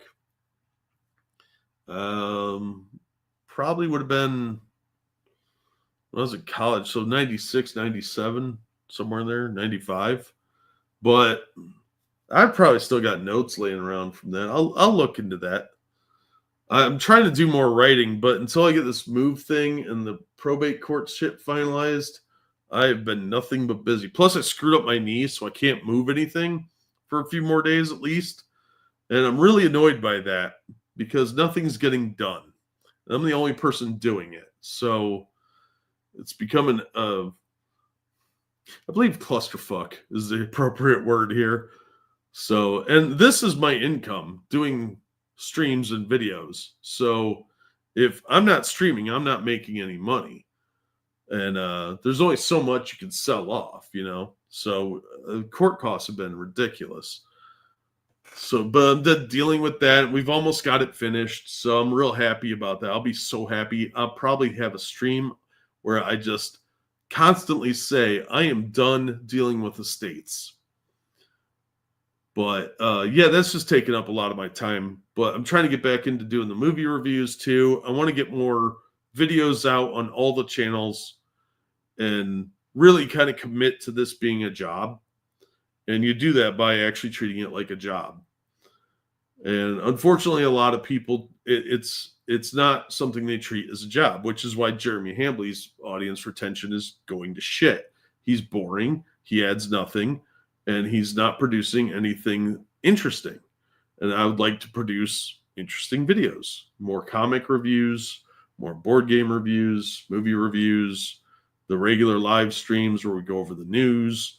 I like my job. I like what I'm doing. Yeah, I have a movie review channel. Hold on, I'll give you the link. I abandoned that channel for like 8 years and just getting back to it. But, you know, I figured I do this now. I might as well try and commit more to it. There's the link. But yeah, and it supports my hobbies. You know, this is stuff I love doing. So I'm passionate about a lot of the entertainment stuff because it really is a cultural touchstone for a lot of people. You know, you remember stuff from your childhood and some of your best memories are toys you played with, movies you saw, stuff like that. And I think I don't like wasting money. So if I buy something and it's trash, I'm going to tell you it's trash because I don't want to waste the money. I don't like pissing my money away. I'm going to warn you about pissing your money away. Plus, I have a lot of fun doing this. I mostly just talk to myself and freak the cat out. Oh, thanks, JB. Appreciate it. Yeah, I may not be the best at this job, but I want to have fun doing my job. I've had way too many jobs that I just abjectly hated. And that is just not something I want to go back to, you know. You make more money doing that, but there's only so much you could take. All right, back to what I was referencing, though. Wrong button. Oh, thanks, Adabisi. Appreciate the support. You guys are awesome. Fantagraphics co-publisher Eric Reynolds on hostage inventory and the diamond mess. Fantagraphics is one that could not afford to have their stuff liquidated. Same with AC Comics. American Mythology might be okay because they could easily move over to like Lunar or something like that to another distributor, or just do Kickstarters, stuff like that. But there's a lot of these smaller press stuff. Mad Cave might be in some trouble. I think they're over at Lunar too, but Dynamite, they're probably number 4 because it's going to go Marvel and DC. They switch places for number 1 all the time. Then Image, and then probably Dynamite. And Dynamite is very similar to what Now Comics was, where they do a lot of licensed stuff. And they have adapted a lot of public domain stuff too. So you see a lot of stuff over there that costs them money. And Mad Cave's kind of about halfway in that boat. And Aftershock already went out of business. Action Lab went out of business. And they both had promising titles. But now with this Diamond Comics mess, is the pandemic killed a bunch of companies, and now Diamond is going to as well. Independent publisher Fantagraphics Books has seen a lot in its nearly 50-year history. Well, they've published a lot of dog shit, to be fair. But the unfolding situation with Diamond Comic distributors under both old and new ownership has led to unprecedented levels of uncertainty. DEFCON 2, if not DEFCON 1, according to publisher Eric Reynolds. So he talked to him. Going into the start of the year, immediately pre-bankruptcy, what was the state of play in terms of Fantagraphics North American distribution? To which Eric said, in the direct market, we were with both Lunar and Diamond, but the ratio had been moving fairly significant in Lunar's direction. That's because Lunar has more consistent delivery, and it's not... One of the problems Diamond had is that they were late with shipments and stuff was beat up. So UPS would just totally mishandle the boxes, or Diamond would too. So, yeah, and they weren't real great about crediting you back on stuff or sending replacements.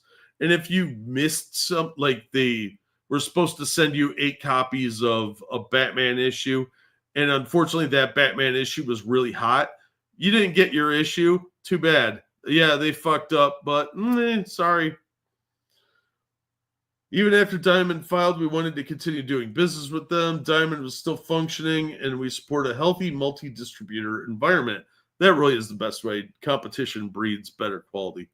We have a long history, and despite the issues we had with them, they were a trusted partner in terms of the important things, like paying on time. For the book trade, the majority of Fanta's business were with Norton. Yeah, they do a lot more like graphic novels and regular books.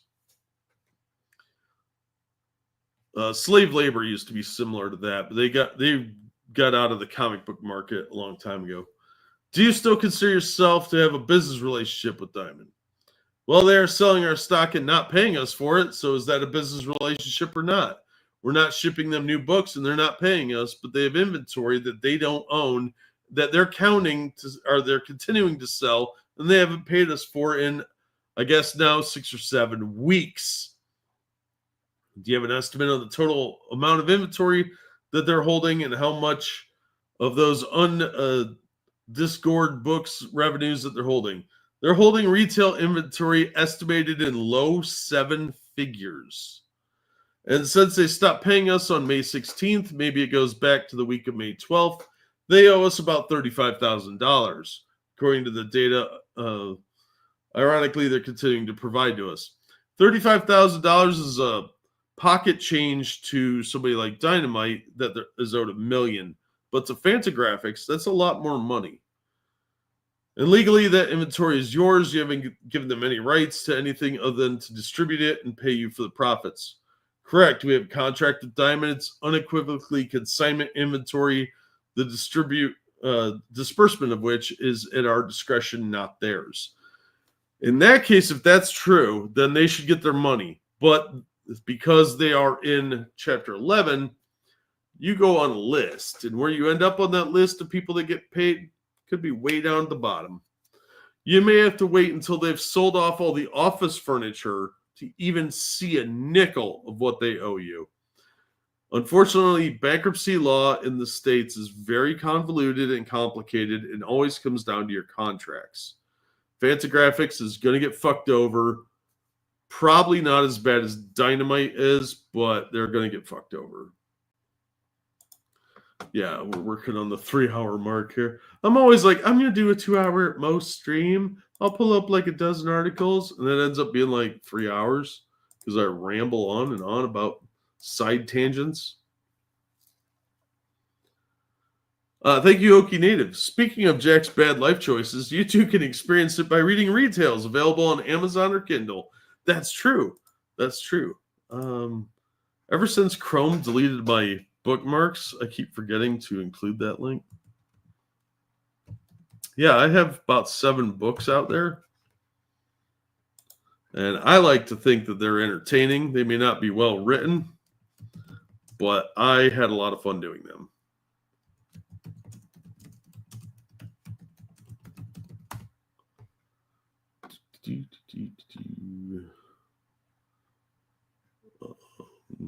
Yeah, it shows you how to print one first. Fuck off. Fucking Amazon.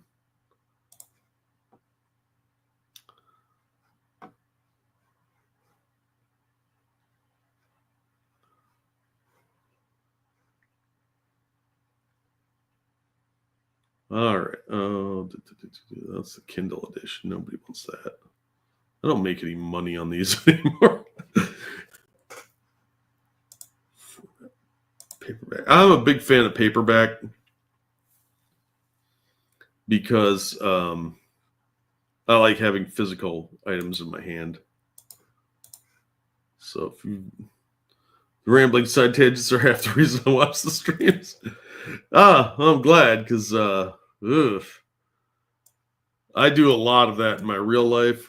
I go off on side tangents for stuff, and my friends get really irritated with it sometimes.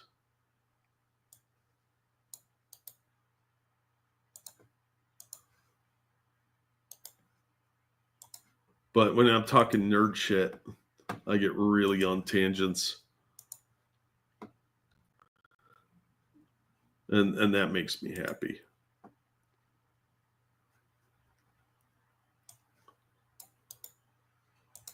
There's some book links for you if you're interested.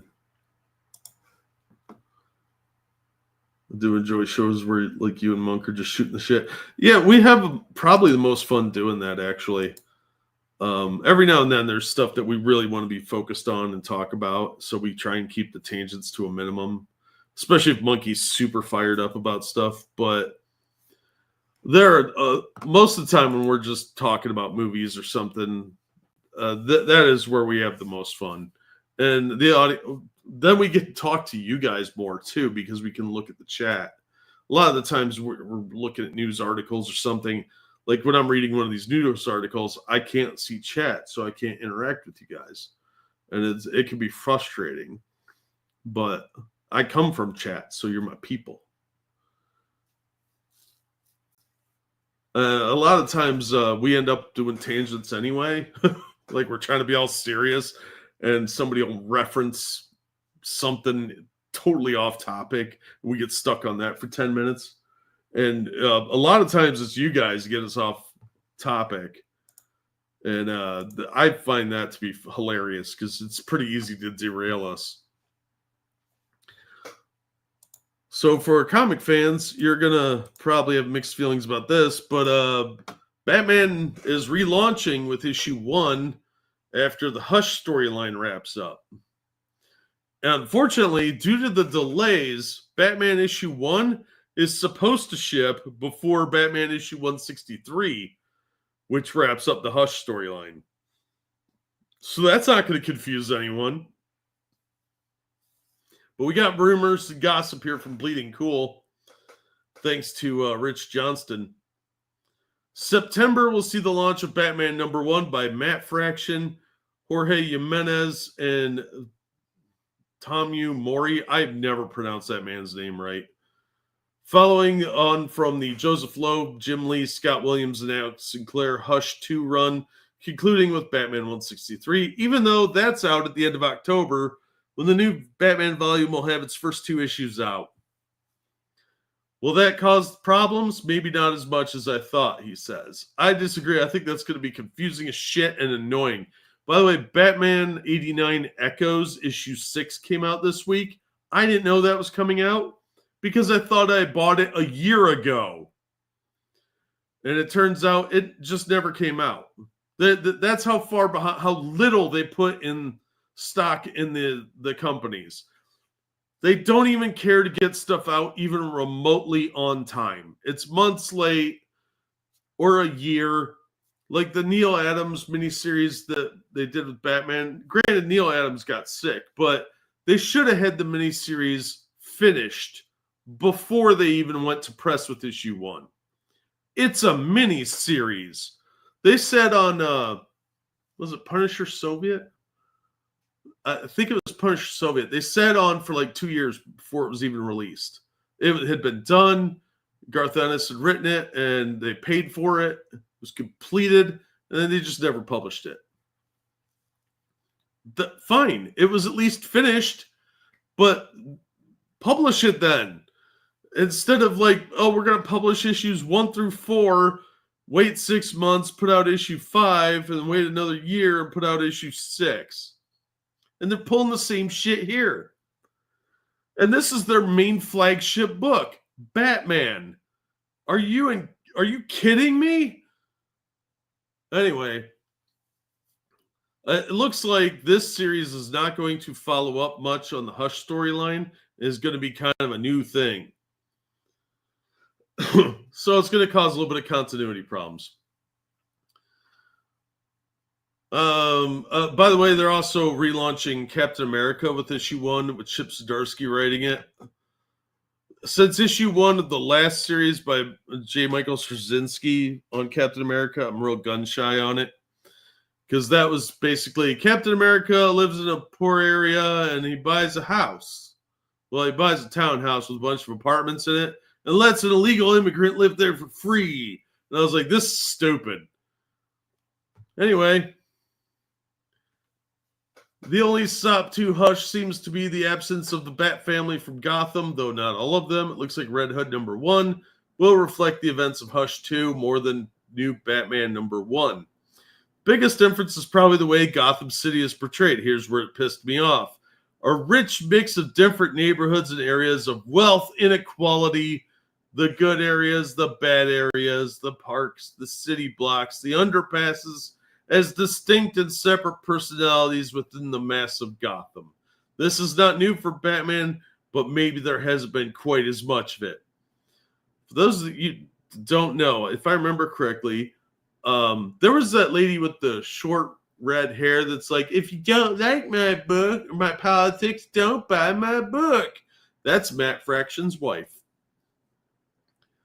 And this Gotham with Jim Gordon as a beat cop who's like 60, Vandal Savage as police commissioner. Yeah, supervillain police commissioner. That's never been done. And Arkham Tower, still in play in Gotham City itself, is heading more of the worlds of RoboCop, Judge Dredd, and Blade Runner. Satire and critique on policing in the modern city-state, while also having a vigilante running around knocking heads. Oh boy, more commentary on policing in a major city.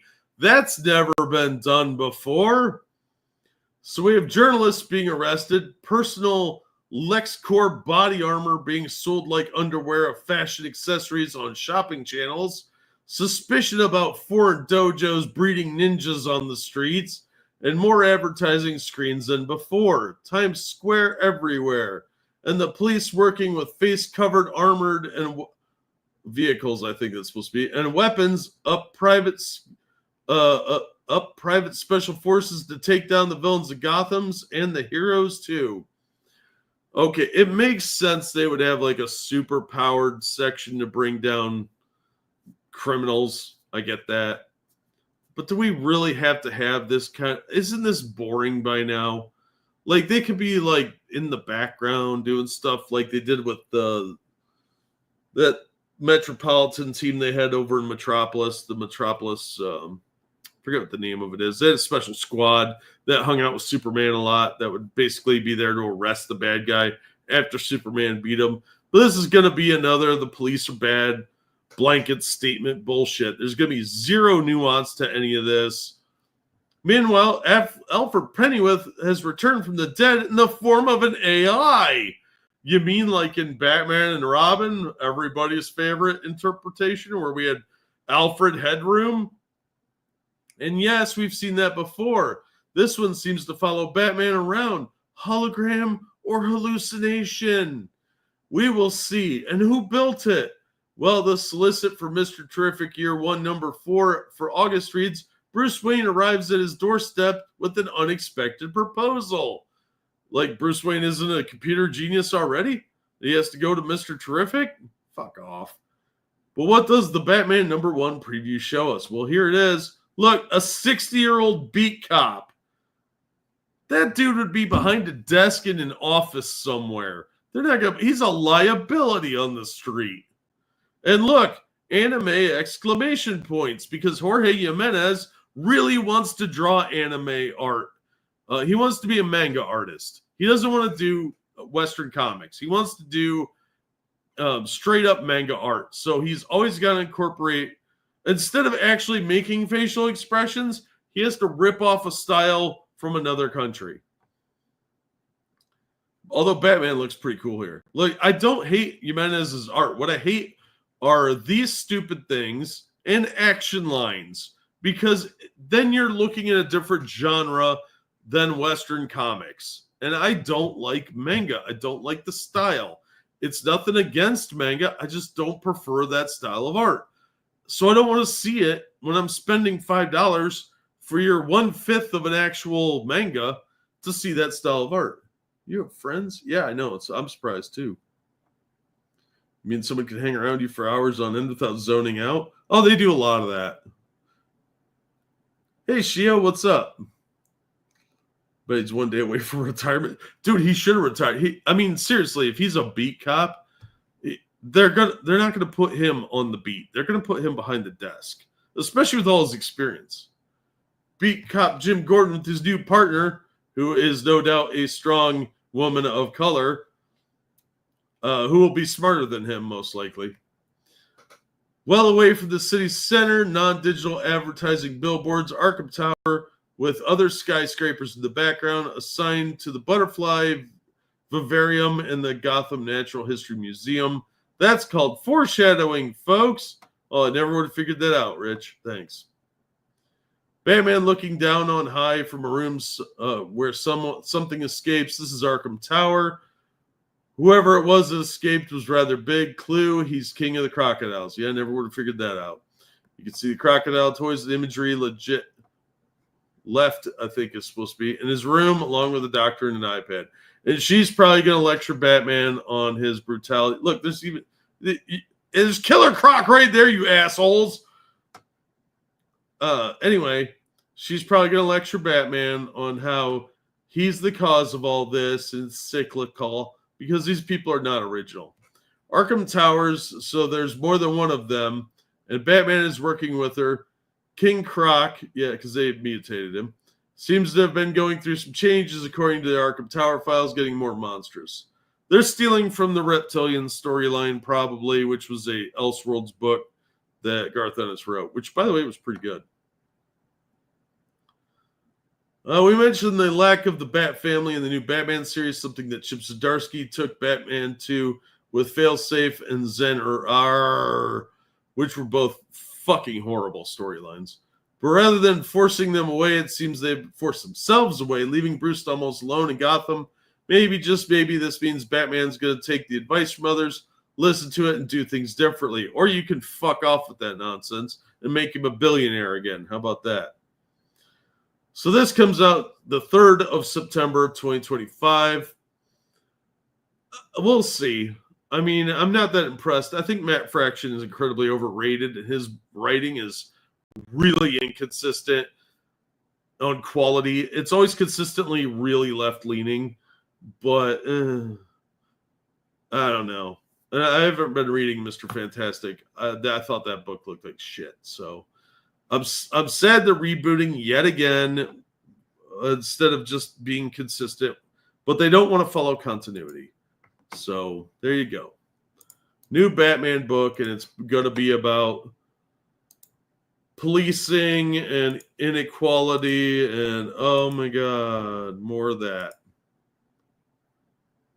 Or be retired. Cops and firemen tend to retire early unless they get in higher ranks. Yeah, he was the commissioner. Why would they waste his knowledge of how everything runs by putting him out on the street as a beat cop? That makes no sense at all. If they're going to keep him around, and he's supposed to be in his like 60s, like 62 to 65, he's supposed to be around retirement age. Why would you have him out on the street instead of like in an intelligence unit or behind a desk somewhere going over like policy and procedures, or working at internal affairs would be much more interesting. You want an interesting Gotham City storyline? Have a Gotham City internal affairs. Because the city's supposed to be so corrupt and you have all these corrupt cops, being in internal affairs is probably the most dangerous job in Gotham City. For those of you that are gamers, I got a couple of articles here. Because I like me some board games. They're doing a Warhammer Horus Heresy. It's up for pre-order now.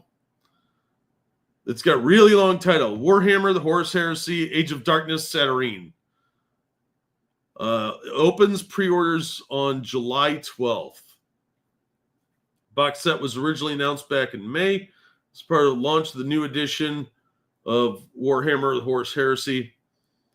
So you get a Praetor clad in Satyrine Terminator armor, a Centurion wearing Mark II Crusade armor, 40 Legionnaires in Mark II Crusader armor, 6 Satyrine Terminators, a Dreadnought, an Arcane Quad Accelerator platform. Box also comes with 2 sets of disintegrator weapons, 20 D6s, a D6 scatter die, templates for blast and flame weapons, plastic range ruler, 40 tactical status and objective tokens, transfer sheet with 1,172 decals, also a 352-page rule book containing all the core rules for the latest edition and background information on the current conflicts.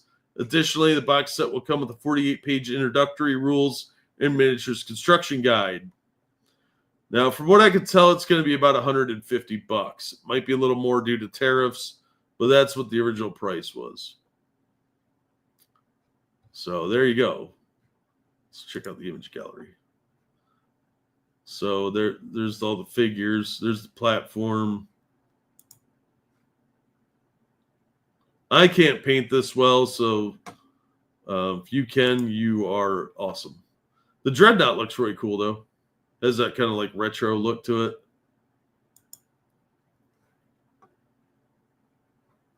From what I understand, it's going to be not going to be the hardcover rule book, though. It's going to be the soft cover.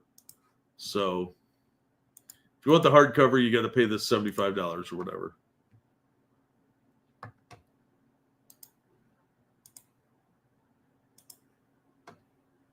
Or have my trainer at the head of the academy. Yeah, that'd be cool. I would read a Gotham Police Academy book. That could be really interesting. Let's go over to Dicebreaker and talk a little bit more about Warhammer 40K. I haven't played 40K in like 20 years, but I mean, well, it's 3rd edition, so whenever that was.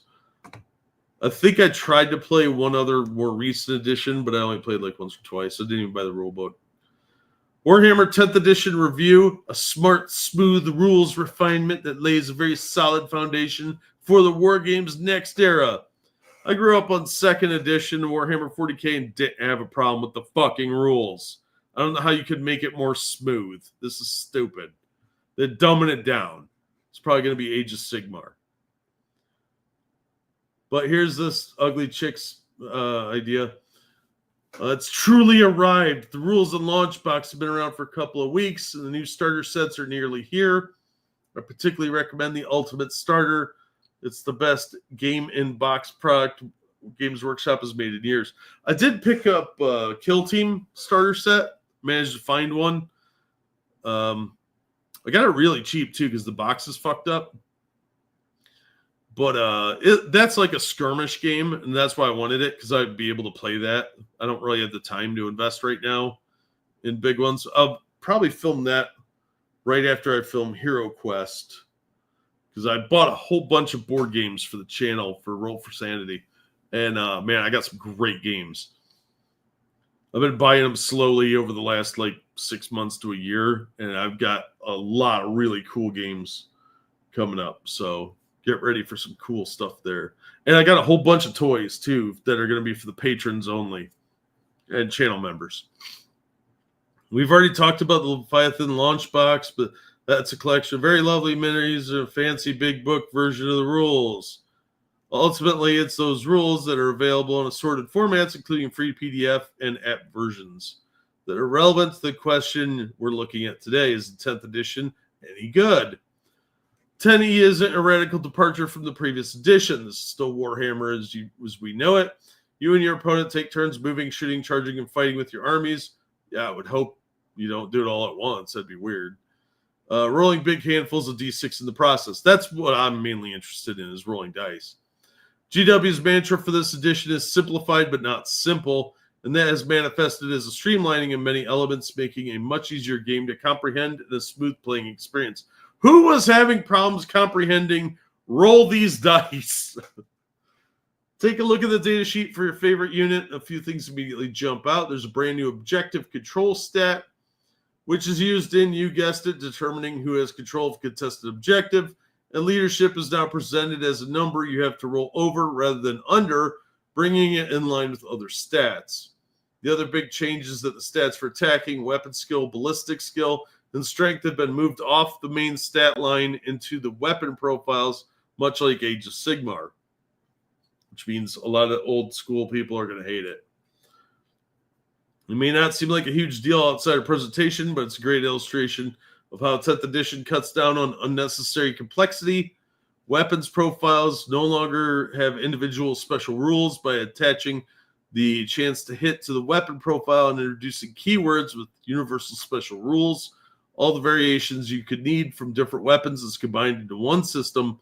It's not only easier to remember, but easier to communicate with your opponent too. Yeah, I remember the old complicated days of taking out your book, flipping to a page, and handing it to your opponent so they could read the special rule.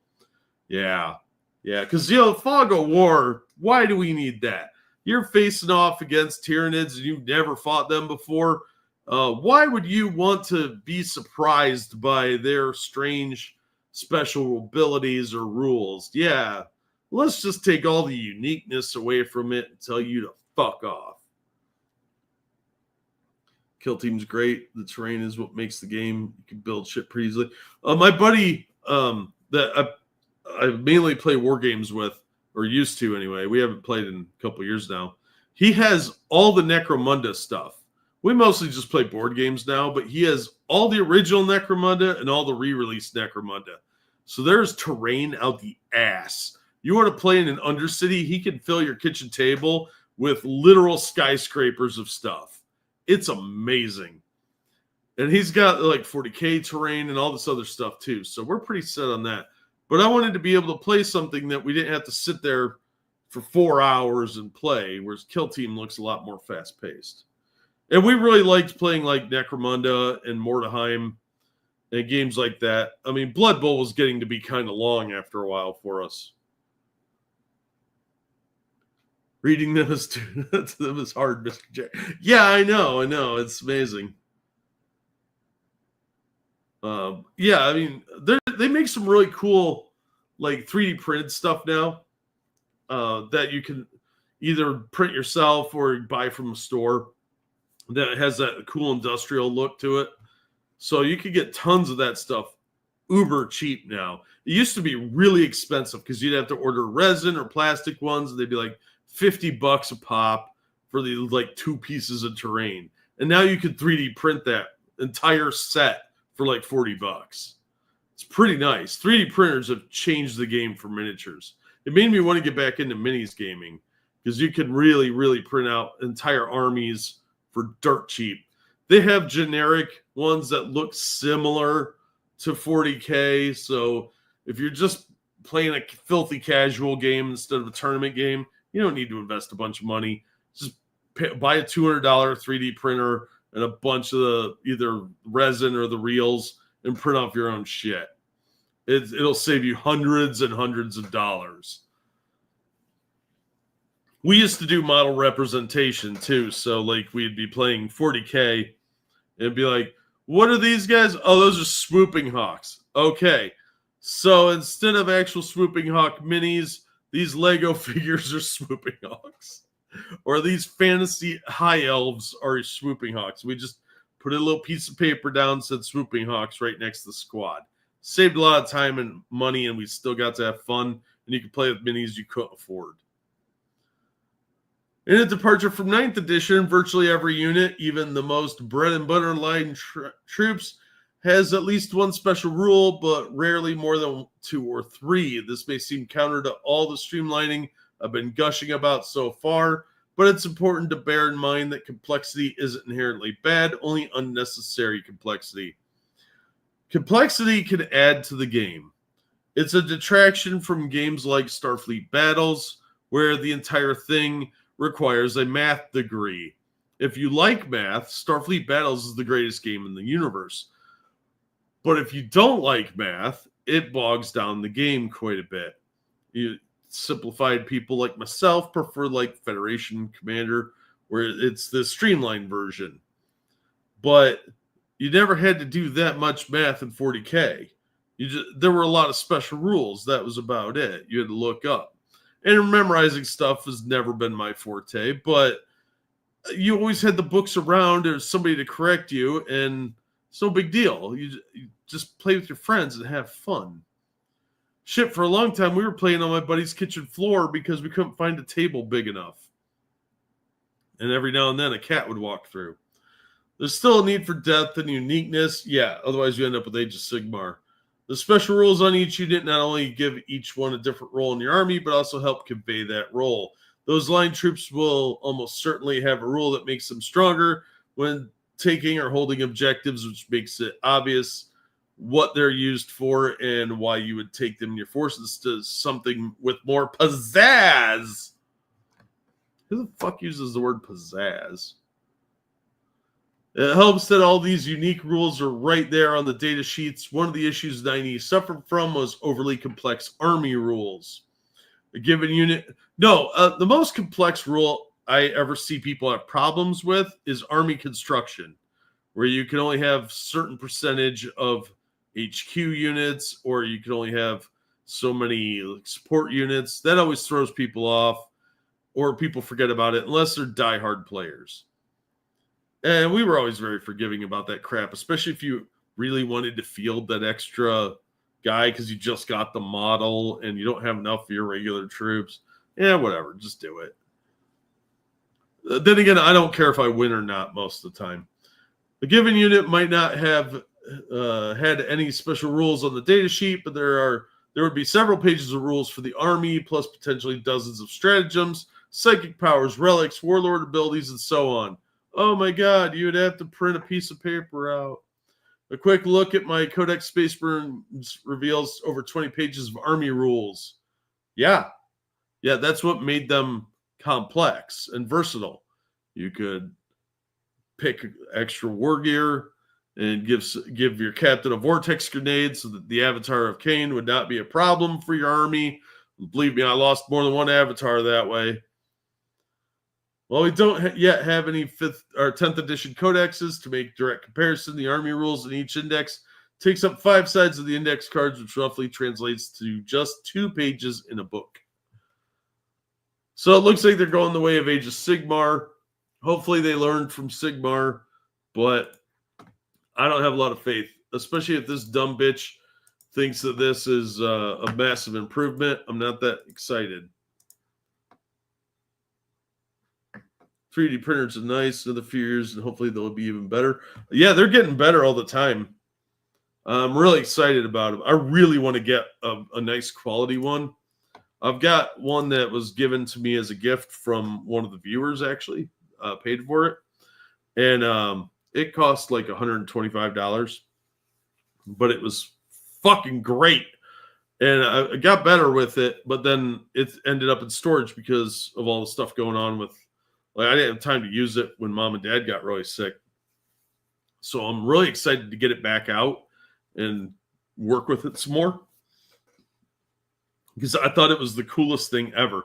And there's all kinds of STLs out there, not just for miniatures, but you can make mugs, you can make display stands, you can make all kinds of nerd stuff.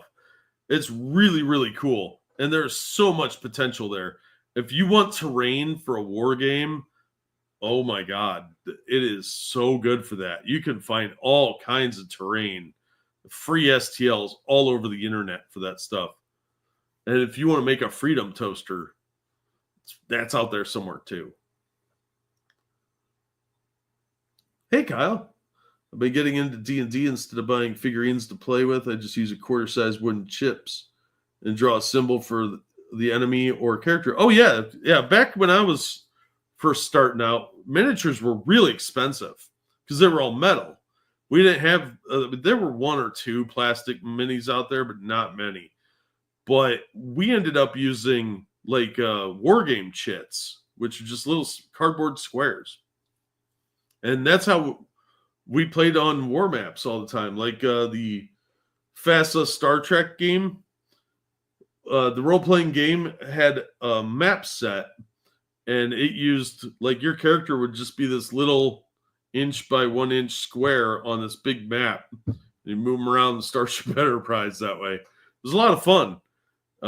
We used circular tokens they made for a while, and they'd come occasionally. They'd be a giveaway in a magazine or something. And when Disc Wars came out, we used those. We cut corners all over the place. I had a bunch of Mage Knight minis, and we used those as like, okay, this is a Iron Golem. Here, they had fantasy elves and stuff like that, so you could adapt to them all the time. You didn't have to paint them either. It was great. But when that game started phasing out, we could buy a 4-pack or a box, booster box, which had like 4 minis in it for like $2. And you could get them on clearance that way at just about any game store. So I bought a shit ton of them and had this big bucket full of them. And we just bust those out for miniatures for D&D. Same with Hero Clicks. When we'd play Champions, we'd just get the Hero Clicks out. So, yeah, any way you could do it to represent your miniatures, as long as everybody knows what's going on, who cares? You're having fun. Get some little wooden chips out. Doesn't matter, man. Just have fun with it. That's definitely the way to do it. I think it's more important to be having fun than to look like you're wasting a bunch of money on junk. I love board games, don't get me wrong, but if they get too expensive, I'm not buying them. I only ever buy stuff on clearance or on like Prime Days or deep discount sales or outlet stores. Never pay retail. You're just getting ripped off, especially with like Games Workshop. Those bastards, they used to give you 2 metal figures for $8. Now you pay $50 for 5 plastic ones. They are being 3D printed in some Chinese factory somewhere. It's a scam. All right, but let's look at another cool board game. Got a couple more articles and we'll wrap it up. I know some of you guys probably getting a little tired after 3 hours. The Battle of Hoth is coming from Star Wars Empire Strikes Back, and it's a miniatures game with cards. It's from Days of Wonder. Fantasy Flight, I really miss them. They made such awesome games, and it looks like they're gone forever. But this will go on sale August 29th, 2025. In the game, players assume control of either the Imperial or Rebel forces and battle it out on the ground for control for the planet Hoth. Players will play cards, roll custom dice, and strategically move across the game board in an effort to outmaneuver their opponent's forces. Each army has their own tactical strengths that will allow them to vie for victory. It's 2 to 4 players, ages 8 and up, 30 minutes, going to retail for $60, which actually is a lot cheaper than I expected. Although this map doesn't look very big, I expect that the miniatures would have made them set the price at like $80. So, but the fact that it's a card game and a miniatures game usually jacks the price up. And this actually looks pretty cool. So I'd be interested to see it. But I'm not paying $60 for it. Not a chance. I'll pay $30 for it, maybe. You get another 5 hours? Oh, dude. Yeah, Fantasy Flight made great stuff. Scribes painting miniatures? Oh, wonder if he'll charge me a lot of money to paint miniatures for me. I absolutely detest painting miniatures. It's just a work of frustration for me. I'm really bad at it. I don't have fun doing it. But you have to if you want to play a tournament game. We used to play some tournament games because, every now and then the game store we'd go to, you couldn't play on any of their tables unless you were enrolled in the tournament. So you'd pay your $3 or $5 so you could play a casual game. But you couldn't play a casual game. You had to have your miniatures painted with at least 3 colors and clearly identifiable as a faction of whatever. And it was a giant pain in the dick. So I just started buying pre-painted squads off eBay or paying my friends, like, hey, I'll buy pizza if you paint this mini. For those of you that don't know, I've got a couple toy articles because I do like my action figures too because they look neat in my cabinet. Funko's not doing well. I know it's shocking that those uncanny valley little creepy monster things are fading like Beanie Babies, but they are. And they've made a lot of bad decisions over the last couple of years. So let's take a look at one of their most recent decisions, which is probably the best one they've made in the last 10. They're firing their CEO. Williams is out and Lunsford is back. Funko's board of directors has pulled the plug on the short tenure of CEO Cynthia Williams, replacing her with Michael Lunsford as interim CEO. Lunsford previously served as interim CEO beginning in July of 2023 when he took over from longtime CEO Brian Mariotti until Williams was hired from Wizards of the Coast in May of 2024, where I think she also was fired from. Lunsford remained a board member after his departure as interim CEO. That guy has got to be kind of pissed if he's back in the position. Like, I just got out of this. I don't want to be back here. She lasted like a year. Come on. It must have been bad. Funko has been scrambling to deal with the impact of tariffs, downsizing its workforce, shifting sources of supply, rising prices, and looking for capital. The company included a growing concern statement in its recent 10Q filing, indicating that it was about to fall out of compliance of its lender's covenant.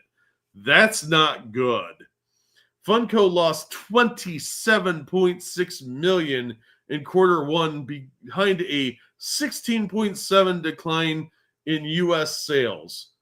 16.7% decline. You are fucking up bad. It lost $14.7 million for full year 2024. So in 2024, they lost $14 million, but in quarter one, they lost $27 million. They almost doubled it. That's not even pathetic. That's somewhere beyond that. They can't sell this shit anymore. The fad is gone. What's weird is Funko board games are actually pretty good when they don't have their weird little toys in them. A lot of their board games are pretty solid board games, but they don't really seem to produce many of them. And they're kind of hard to find. Like, I see them at Target every now and then, but that's about it. But these goddamn ugly Funko things are all over the place. Like, they look like demon monsters. Blue for ultramarine, green for death guard. You paint like I do. Spray paint. Psh, 2 colors. White as the undercoat, and then whatever color I'm making. So that way, if I don't fully cover them with the spray paint, that counts as 2 colors. We believe in a change in leadership is necessary to deliver full shareholder value and believe Mike's appointment positions us accordingly. Mike is experienced. Notice what they're not talking about is her. Mike is experienced in leading several companies, including Funko, through several corporate transitions. The board has asked Mike to help us realize full potential of the business, including helping identify a new chief executive officer, accelerating our organic growth, and exploring all financial and strategic options for the business. Denson also thanked Williams for her time at Funko. Thank you. Goodbye. Lunsford gave a nod to the company's difficult position.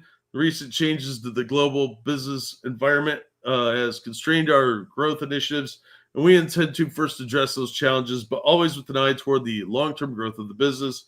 Blah, blah, blah. Corporate speak. No, what they're not telling you is that allegedly this lady was involved in trying to pull the open game license away from Wizards of the Coast. She was part of that decision-making team, according to rumor. I can't confirm that, but that's what's been going around. And if that's true, there's a reason she doesn't work at Wizards of the Coast anymore. Because that was the stupidest mistake they made in a long time and pissed off a lot of old-time fans of their more modern expansion, people that had been around since 3rd edition. So by trying to pull back on that, they also tried to claim ownership of anything you made under the gaming license. So it was not an open gaming license, it was just a game license. And they wanted a percentage of your sales and profits. And that was a big old boo-boo. And now Funko's problem is they flooded the market with too many. It's the same thing Beanie Babies did. There's no longer a chase element to it. Now they're available everywhere. There's very few exclusives. And the ones that are exclusives are kind of generic looking. There's like 8 different Spider-Mans as it is. So how many do you need? So when they retire them, they put out new ones. You end up with like Peter Parker wearing a prom tux and goofy dumb shit like that. And then they were expanding out into like movies and stuff like that. Various other adaptions that nobody asked for, nobody wanted. Really obscure esoteric stuff too. So you didn't really get stuff that people were wanting, and it's sitting and rotting on the shelves in comic shops all over the country, which are basically now Funko Pop stores. And with that market dying, they have to jump ship off Funko and try and liquidate that. One of the comic shops that I go to, the primary one, they got rid of all their Funko stuff, and they sold it at a rock bottom price. It was like $2 or $3 each, and they found somebody that would buy it in bulk because he was like, "Oh, I'm investing in this." No, you're not. You're investing in Beanie Babies 2.0 because you can't even resell this stuff. Very few of them are worth anything because nobody wants them.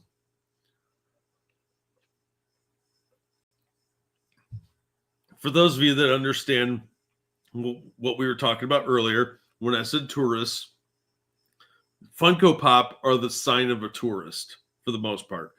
Now, I have had people gift me a couple of Funko Pops, and I immediately either gave them away or sold them. So, because I don't think the things are cute. I think they're creepy looking. And I also think they're a giant waste of space. I already have hobbies. I don't want to pay $12 for some ugly fucking toy that every time I walk by it is going to seem like it's staring at me. And it looks like it's possessed by some sort of undead creature. No, thank you.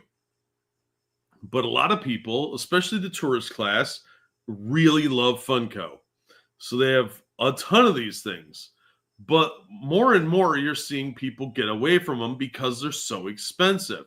When one figure is $12.99 on average, and they've gone up since then, you're looking at a pretty high investment cost for a hobby. Comic books are bad enough, but I hit the dollar bin a lot. You don't have a dollar bin for this crap. You go to Ollie's and find these, and they're still $7 or $8, but anymore, people just aren't buying them at all. And the comic shops that are getting them can't sell them. And with the prices going up, before the tariffs, they were going up. Some of the special edition sets were like $50. What are they going to be if the tariffs stay in place? Well, you obviously want to try and get a producer that's going to be stateside. It's going to cost a little more, but in the long run, it'll probably save you money. But that's still a long-term problem if you can't sell them. If you make them, doesn't mean they're going to have a buyer. So they've got to expand out and maybe come up with different things. Maybe move into like the action figure market or like more high-end collectibles, but or the board games, which have been, like I said, largely pretty solid. But this is bad sign for them. She sounds like real Peach. Yeah, I'd rather buy anime figures. Yeah, I agree. I've never understood why people like Funkos. I get it, it's your hobby, whatever. I just find them creepy and ugly. But the McFarlane action figures are basically statues. Those things are beautiful. Funko Pops are kind of cheaply made. And granted, like I said, it's a fad thing. If you want to collect them, you collect whatever you want. But Hummel figures, nobody collects those. It's under 80. Beanie Babies, there's still people that buy those, but they're not going to pay you $30 a piece for them. You're lucky to get $1 a piece for a Beanie Baby, unless it's one of the handful of really rare ones like the Princess Di one, which I sold one of those for $15 recently. There's not much of a market for that. And the longer the fad goes on, the more likely it is to die. You saw this with Pokemon cards for a little while and some of the other CCGs. It has what I call the white trash effect. When it hits the white trash market, it's not cool anymore. That means the fad is on its way out. Except for Hot Wheels cars. Those are consistent because that started largely in the white trash community. That's mostly like NASCAR fans. That's a separate thing altogether. It's the weird outlier for this, but Beanie Babies started to phase out, and you started seeing the prices come down because people start liquidating them. So the poorer class comes in, starts buying them and collecting them then too. And that usually is the death knell of your collectability then. A lot of CCGs had the same problem. So Funko Pops needs to either innovate or branch out. And they're not doing that. They're too short-sighted.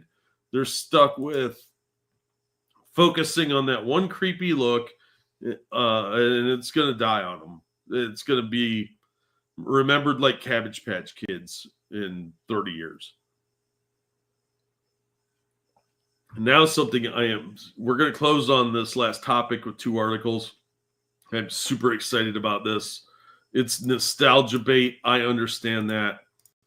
It's not really for kids. It's for grown-up losers like me that love their childhood and all the cool shit that was innovative and awesome back then. And it combines 2 things, and I'm super excited about it. And you're all going to judge me because this stuff comes out this month, and I'm really psyched. Masters of the Universe is having a crossover with Thundercats for the Origins toy line. So your Thundercats figures won't be towering over your He-Man figures. They're going to be the same height and the same style. And I think they're doing a mini series again with Dark Horse, like they did with Teenage Mutant Ninja Turtles.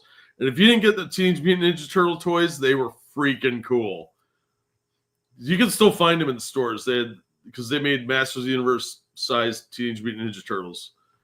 But they're going to do the same crossover with Masters of the Universe and Thundercats. It gets an updated look with 16 points of articulation. He-Man's going to have longer hair. We'll look at the pictures here in a second. Mattel already debuted another electrifying crossover that unites 2 beloved 80s franchises, Masters of the Universe and Thundercats. This latest collaboration delivers a nostalgic punch for longtime nerds like myself, while introducing a new generation to the epic fantasy storytelling. The crossover toy line has already featured some reimagined versions of iconic characters like Battle Cat Man.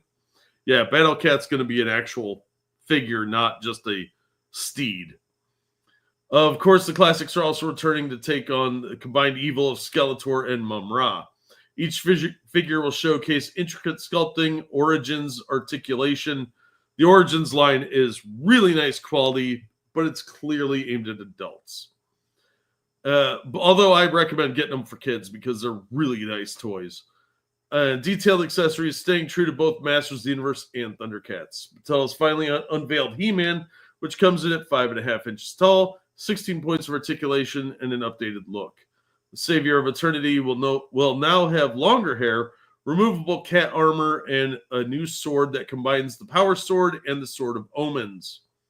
Collectors will have the Power of Thunder with this release, which is already up for pre-order at $21.99 and will be released in September. Be on the lookout for other crossover figures like Panthro, Lion-O, and Tigra, and more. Lion-O, Panthro, and a couple others are due out this month. So let's take a look at some of these pictures. So the sword will fit on his back, much like the new one. You can get a good look at the Power Sword mixed with the Sword of Omens. Here he is with the cat skull helmet, a new shield, and a new chest piece. This will be removable, so we'll obviously these. But this thing is attached, as I recall. So he's a little skinnier, and he's got longer hair and these shoulder pads, but he's still got the loincloth and the Bubba boots. So it's a nice looking figure. It does have the regular He-Man chest piece, and this one goes over top of it.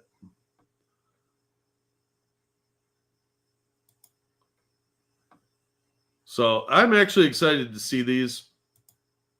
I have a ton of the Origins figures that the patrons and channel members will be able to see on Roll for Sandy and my regular Patreon members. But let's look over at this other article. And here are the new figures. So you got Mum-Ra, Skeletor Mum-Ra, Chitara, Lion-O, and Battle Cat Man. That's the first wave of figures that comes out this month. I think Mum-Ra may not be in this set. These are going to be incredibly difficult to find because a lot of stores have stopped ordering the Masters of the Universe stuff. And a lot of people that work there are buying them up so they can eBay them for higher prices. But these two groups of characters are going to make this a very popular line. So there's Battle Cat Man. I actually think this looks really cool. I don't know why. Chitara, she's got this extra headpiece that you can pull the hair off and substitute with this one, so she looks a little bit more like, I guess, Teela.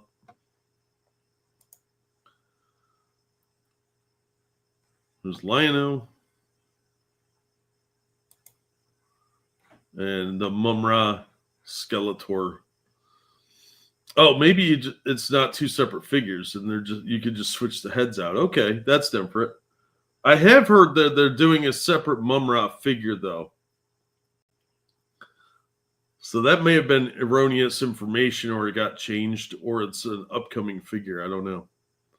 So I apologize if that's misinformation. So there's the Skeletor head. So there you go. I was really excited by this. The boys just want to know what Chitara looks like. Yeah. Is this removable? Can we say her boobies? Is it cold in there? So, yeah, this is going to be a cool display piece.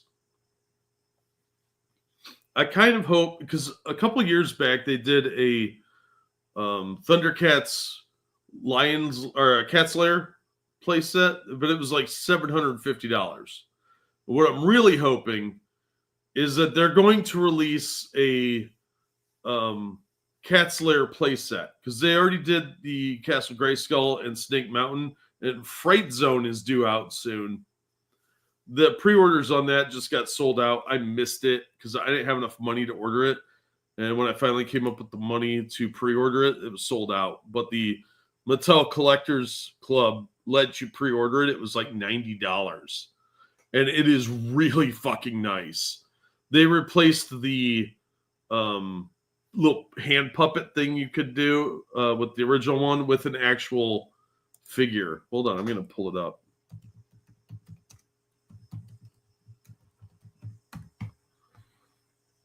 Give me 1 second to get links working. I have too many tabs open.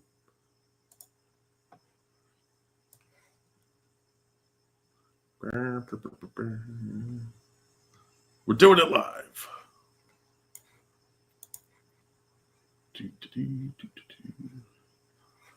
They have it's really interesting because Mattel has their own website called Mattel Creations, where you can order stuff that's only available exclusively through them. And they have had like Rio Blast and a couple other characters that were only available through their website. There was a Hordak with a spinny thing. I got both of those. I got Night Stalker and a couple other figures. There's a Hero one. I'm trying to stall till I can find this thing. It's pissing me off. But they had Extendar was on there too. Horde Trooper for the Masterverse line, which is really nice, but they're real expensive. Is it not on here? And now they have a Despera and Shirella figures, which you can only get through the website. Voltac was another one. Oh, you assholes! Don't make me fucking hunt for stuff. Sorry, my computer's running really slow. Oh, you have 30 tabs open. Shut up. Here it is.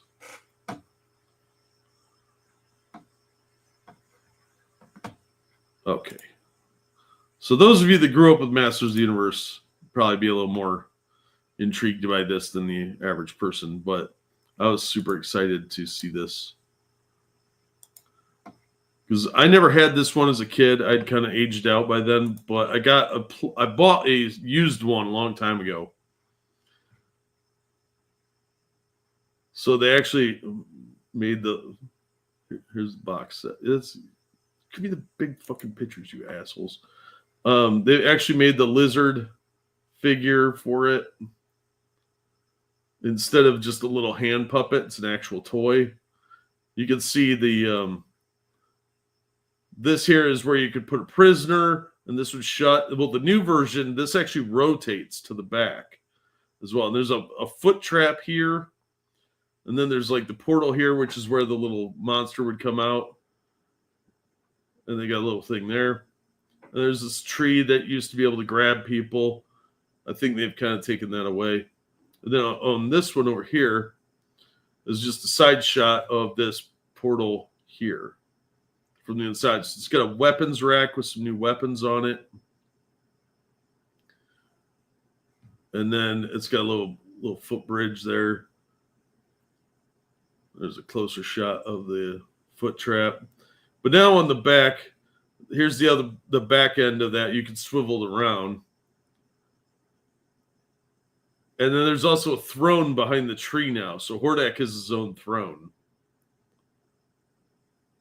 So they've kind of upgraded that a little bit. I think you could fit a figure in here or something in here. And they've got the little birds again for the tree. So you can have them attack people because they come off there. The little face on the tree is better done here too. So it doesn't look like much, but if you're nostalgic for this era of Masters of the Universe or even She-Ra, then you'll probably want to check this out. But like I said, the pre-orders already sold out. $92. They sold out the entire thing in like a day. So hopefully they add some more on. This is, in theory, going to be available in stores at some point. But it's probably, if you end up getting this from a third party, you're going to end up paying $200 for it. See the child me playing with that, right? It's awesome looking. If I was a kid, I'd love this thing. There's so much play potential here. You got the tree attack. You got the prisoner aspect. You got this giant lizard thing, which looks fucking awesome. And it's not this stupid, cheap little puppet thing anymore that you had to put on your hand. And this foot trap is awesome. This is the type of stuff that is nostalgia bait for me. If they did this with the Star Wars play sets, re-release like those old Hoth play sets or the Dagobah one, I would absolutely try and buy them. Even though I have no business owning these, I don't have any kids. I'm just some sad middle-aged man living on nostalgia.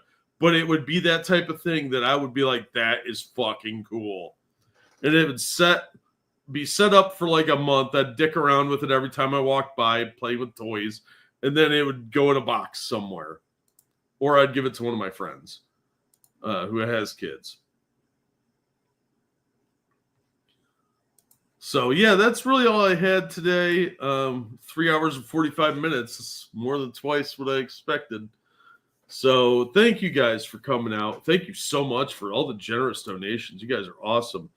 Okie Native, JB, N74, Retired, everybody. You guys are fantastic. I really, really appreciate it. So thank you so much for all the support you give me. Hopefully we're doing a stream on Monkey's channel later tonight. Don't know. This will be available on Rumble because I am moving stuff over there. So there's the Rumble channel for this one. Thank you guys so much for all you guys do coming out. You guys are awesome. Have a good morning, night, whatever it is, wherever you may be. What are you going to listen to? I did a stream the other day. Did you listen to that? Otherwise, you could listen to some podcasts. I was listening to Spaced Out Radio earlier, and Where Did the Road Go? Dark Sayings had a stream the other day. It was like an hour and 20 minutes. You have a great day too, Johnny. But thank you guys for coming out. I'm not good at wrapping shows up for some reason, but I hope all of you have an awesome day. And hopefully we will see you on the next one. I'm going to try and do these more often, so we'll see how that pans out. But we'll see you on the next stream, wherever that may be. Bye.